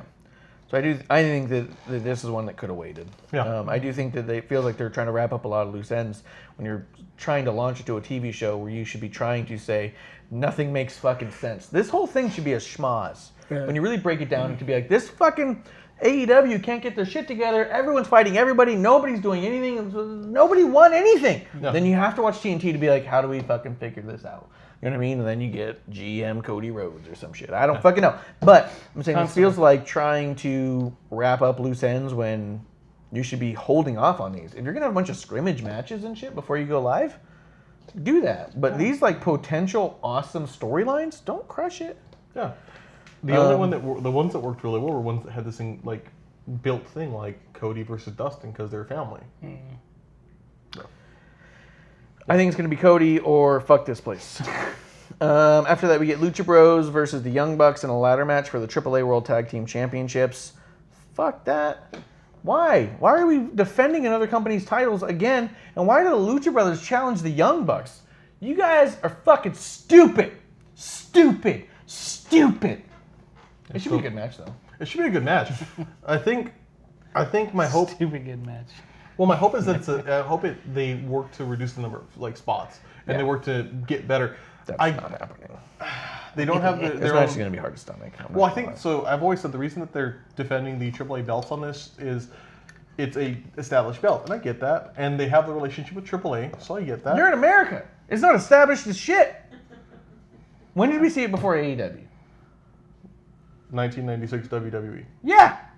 You want to tell me it's fucking established? Yeah. That is less established than the NWA Underground. Tag Team Championship. Lucha Underground too. Lucha Underground had it. Lucha Good. Underground- the one of the company that everybody loves. Yeah, but what I mean is if they don't have something that can do it, and it could give weight to that belt as an American thing, because Triple Mania does broadcast in the U.S. It just on could, Twitch. but does that give weight to their tag team championships? We don't have it yet. I think. Oh! Well, what I mean is like. What is it going to mean when we do? If we've been defending their championships the whole time, let's say that anyone wins, Young Bucks win it, whatever. Then Lucha Brothers win the AEW tag titles. What belt looks better? At this point, what it could say is this: it doesn't. You have these two established teams, and we got this belt now too, and it's being held by an established ass team. I That's what wish that this match was for the first ever NXT Tag Team Championships. Or AEW, whoever you got. The first ever AEW Whatever Tag Team. development. Yeah, say that like, hey, we are so fucking established, we're going to say that because we're executives, we'll give ourselves the fucking belt unless you can beat us. And then make that a fucking angle. That could be, yeah. I'm okay with that. It could be the King of the Mountain Championship, and they could have the Lucha Brothers going for. Yes, I'll give you that. I think that makes sense. I think they're trying to do this as they're keeping it. One of the big things they've been doing to keep establishing them, or establishing this company, has been getting these two teams that are big teams wrestling somewhere that's big, which is AAA. That's true. Yeah, But that's I all do- they've been doing for a year. I do get you. I understand what you're saying, and I can get that. They could do better. I think, because the thing I'm concerned with is after this, they're not going to keep that AAA belt on TV. That's my concern. Where do you go from here? So what's going to happen is probably like next week in Mexico They're somewhere. going to pee on it. Well, no, they're either going to give it up, which is stupid, or they're going to lose it, which who to? Anyone they lose it to devalues them. They need to relinquish it.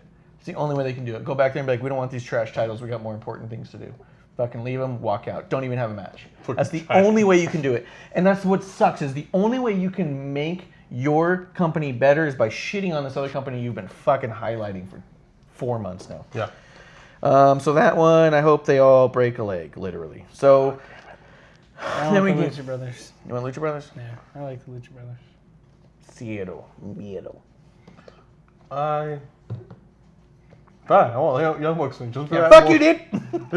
Fuck you. I wanted the Lucha Bros thing. Yep, fuck After you. that, we got 2 more matches left. We'll run through. Kenny Omega versus Pac. Gotta be Kenny Omega. Has to be Pac. I think it's Omega. You think it's Omega? I think it has to be Pac because of all the rumors going on about why Pac wasn't in the match before. He got pulled because God he can't damn lose. it. So now he has to win because everyone thinks that he's showing up because he can now be allowed to lose. They've even been saying he couldn't lose when he had the Dragon Belt title, even though he was, quote, slated to beat Kenny Omega, but then lose to Hangman. Now it's he couldn't wrestle in AEW until he was allowed to lose. So now he has to come lose. He's got to win. The only positive to that with Hangman or with Pac winning, I would say, is you gotta then immediately establish a story of Kenny Cutting him with a knife. well, being so fucking weak, being the weakest member of the elite. Like, Yes. why are you here? And I think that could be good. I think Kenny could work his way back up, Yes. but they haven't done it well enough yet. So I'm concerned because Kenny can lose like a badass. Kenny can work any match. Kenny can look great anywhere. Kenny, I believe you. Let's see him do it. yes. No, but yeah, we got. I know that's what he's been doing in Japan. I feel like he hasn't brought that level to AEW, Yeah. and he needs to do I've that. never seen the Kenny Omega match I've been interested in. Really. Yeah. Because he's only seen the AEW stuff, and I feel like that his AEW stuff is really I've not held up. seen 2 Japan matches and they were just... Really? Yeah. With Was the it tag against the matches? girl? I don't remember. Yeah. Was it against the 9-year-old girl? Yeah. He did one against the 9-year-old girl. He also did one against a blow up doll.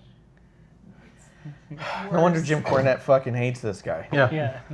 It was DDT. What the fuck do you expect? DDT had Santino Morella this weekend in a match where the fucking Cobra got into someone's ass, literally. But yeah, the entire group of guys pull their trunks off, all for some reason had thongs, and were trying to pin down Santino Morella with their trunks. DDT is not serious. So then don't go there if you're a serious wrestler. That's what they were the first place that let him grow. But no. What I mean is, It sounds like they need to grow. Yeah. no, the thing he went there was new, and it's never been serious. But the thing is, they let him explore. They let him try things that were dumb. This is a college fucking dorm room, dude. No, it's junior Oh, high. God It's damn definitely it. middle school. Okay, Oh I'm my done God. fucking talking.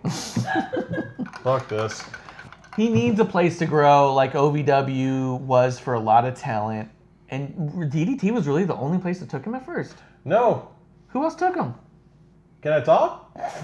Well, So he initially was in OVW and it didn't go well. The reason he went to DDT, but and that's he initially where he went after Okay, OVW. motherfucker. I'm asking. He went from OVW to DDT. Yes, he went to Japan. The reason he went there was when he worked there, they let him train. They worked with him. They let him explore and try different things.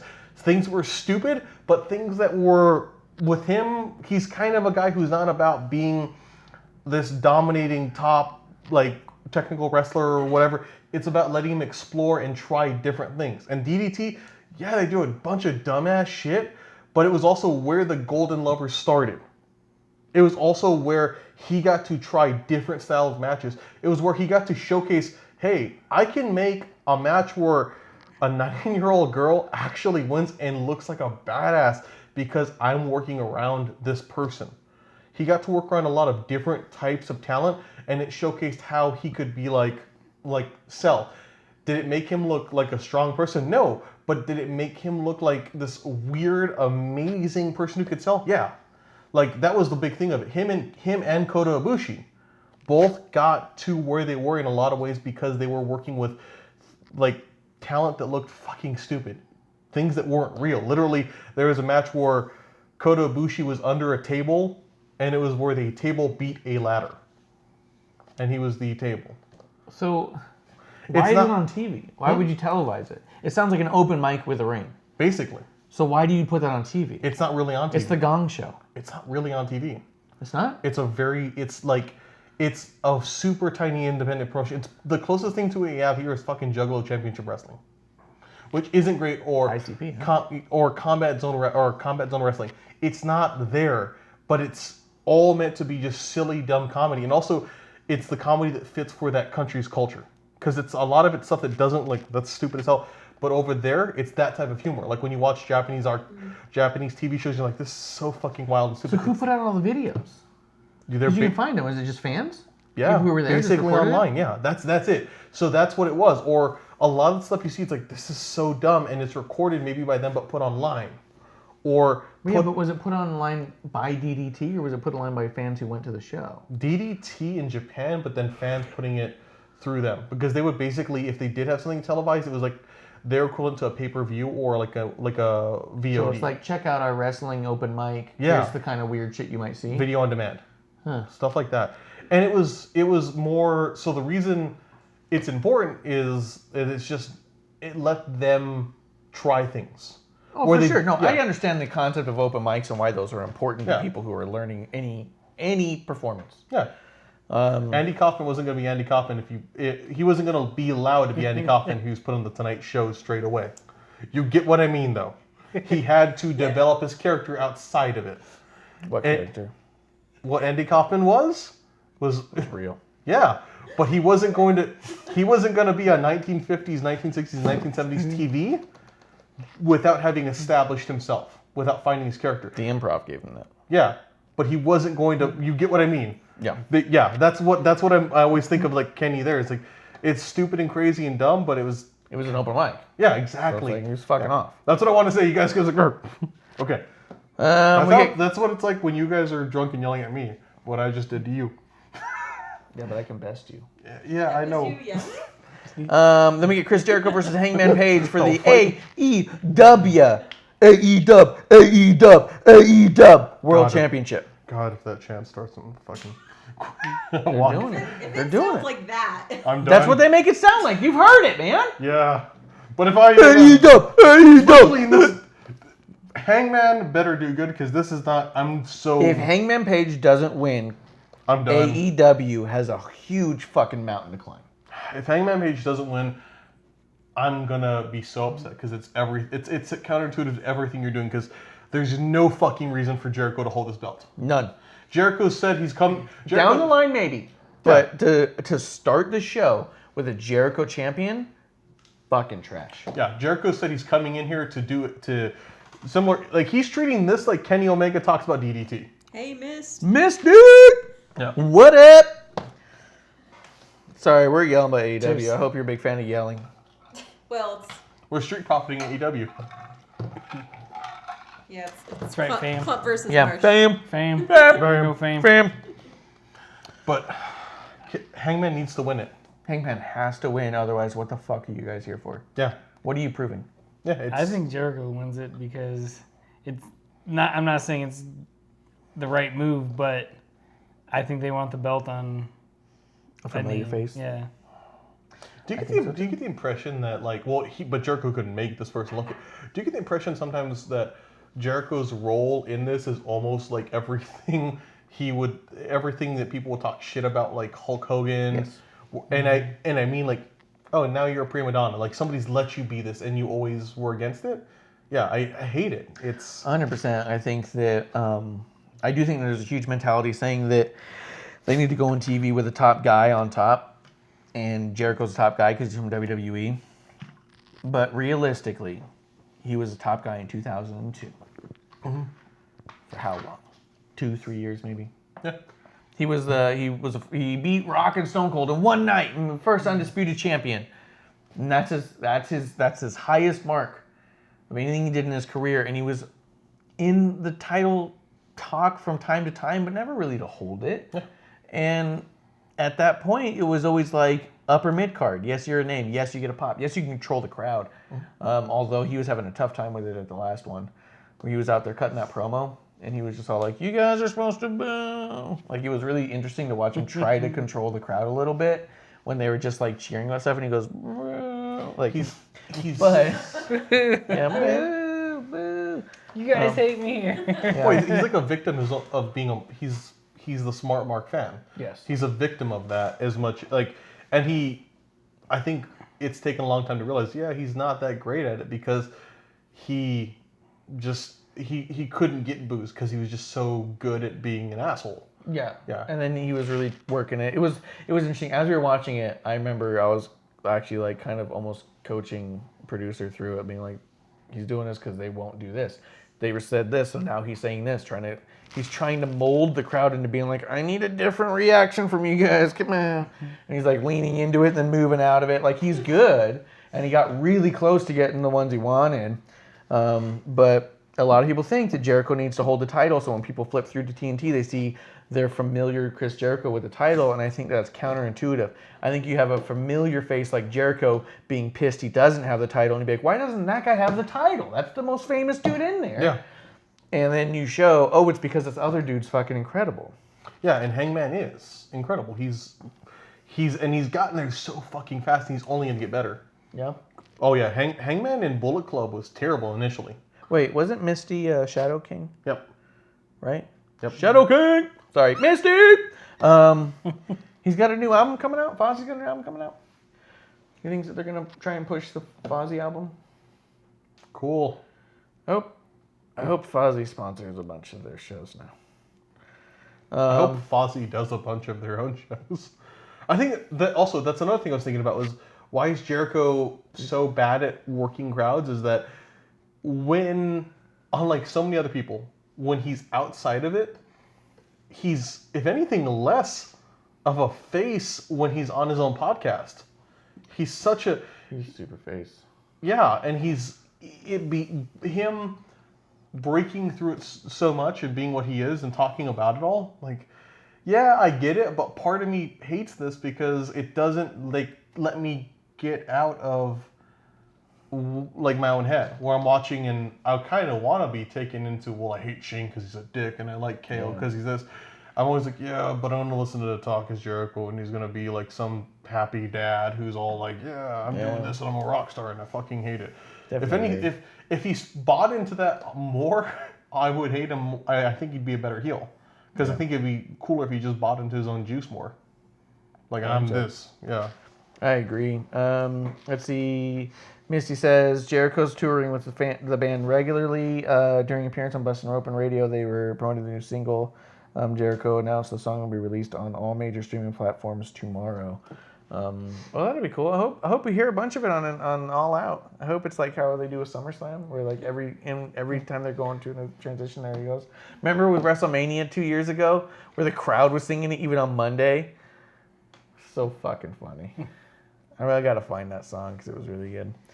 Is that the green light? I think so. Is that that one? I think so. Yeah. Green light. Yeah. I'm ready to go. Yeah. I'm ready to go, go, go, go, go. Yeah. It's so good. Who do you got? You got Jericho. We both say it's got to be Paige or bust. That brings us to the end of the show tonight. Hey, Misty, if you're going to watch AEW on Saturday, we're going to be watching it live. We're going to be streaming us watching it live. So we're going to have a little banter back and forth. We're going to make Clump cry. More than usual. Yeah, definitely going to happen. He's I'm going to gonna get be really even excited fucking about careful. something, and he's going to turn around, and we're going to be peeing on his personal possessions that he brought, like food or backpack, something like that. Not what's gonna happen. In his What? shoes. We're going to poop in a shoe. No one wants to see that. We're going to both poop in one shoe. Don't kink shame. God. That's true. Yeah, we'll put it up on events with all the time, the exact time and everything. Yeah, we're going to tweet it out. If you're not watching AEW and just want to see us fuck around during AEW and talk about it, give our predictions, what we like here, what we didn't like here, see if Clump can talk us into liking something that we both shit on. We'll see how that goes. I will try. Missy not says that Pac's match is pointless because he has to lose, and I think it's exactly why he's going to win. Because it only makes sense for him to lose, and why would you be that fucking obvious this early? Well, That's it. Was there anything else you want to touch on? we're good. I'm good. Good. Yeah, check us out on Saturday. We're going to be streaming alongside with AEW. Are you going to be there or no? Not sure? 50-50? Yeah. You I think so. Be there? We might have the one and only hashtag I'm on my brow Yep. on the show as well. I don't think he is going to sign with them or sign to them. I think that's why he has to win, because I think that if you do this obvious shit all the time, people are going to fucking tune out pretty quick. So catch us on Saturday. Come watch along. Chat us up. Is that last call? I think it's the last Let's call. go. I have a drink actually this time. Thank you guys for watching. Check us out at Ref Marsh on Twitter, at Kevlar on the Rocks with an X on Twitter. No Clump. Not allowed.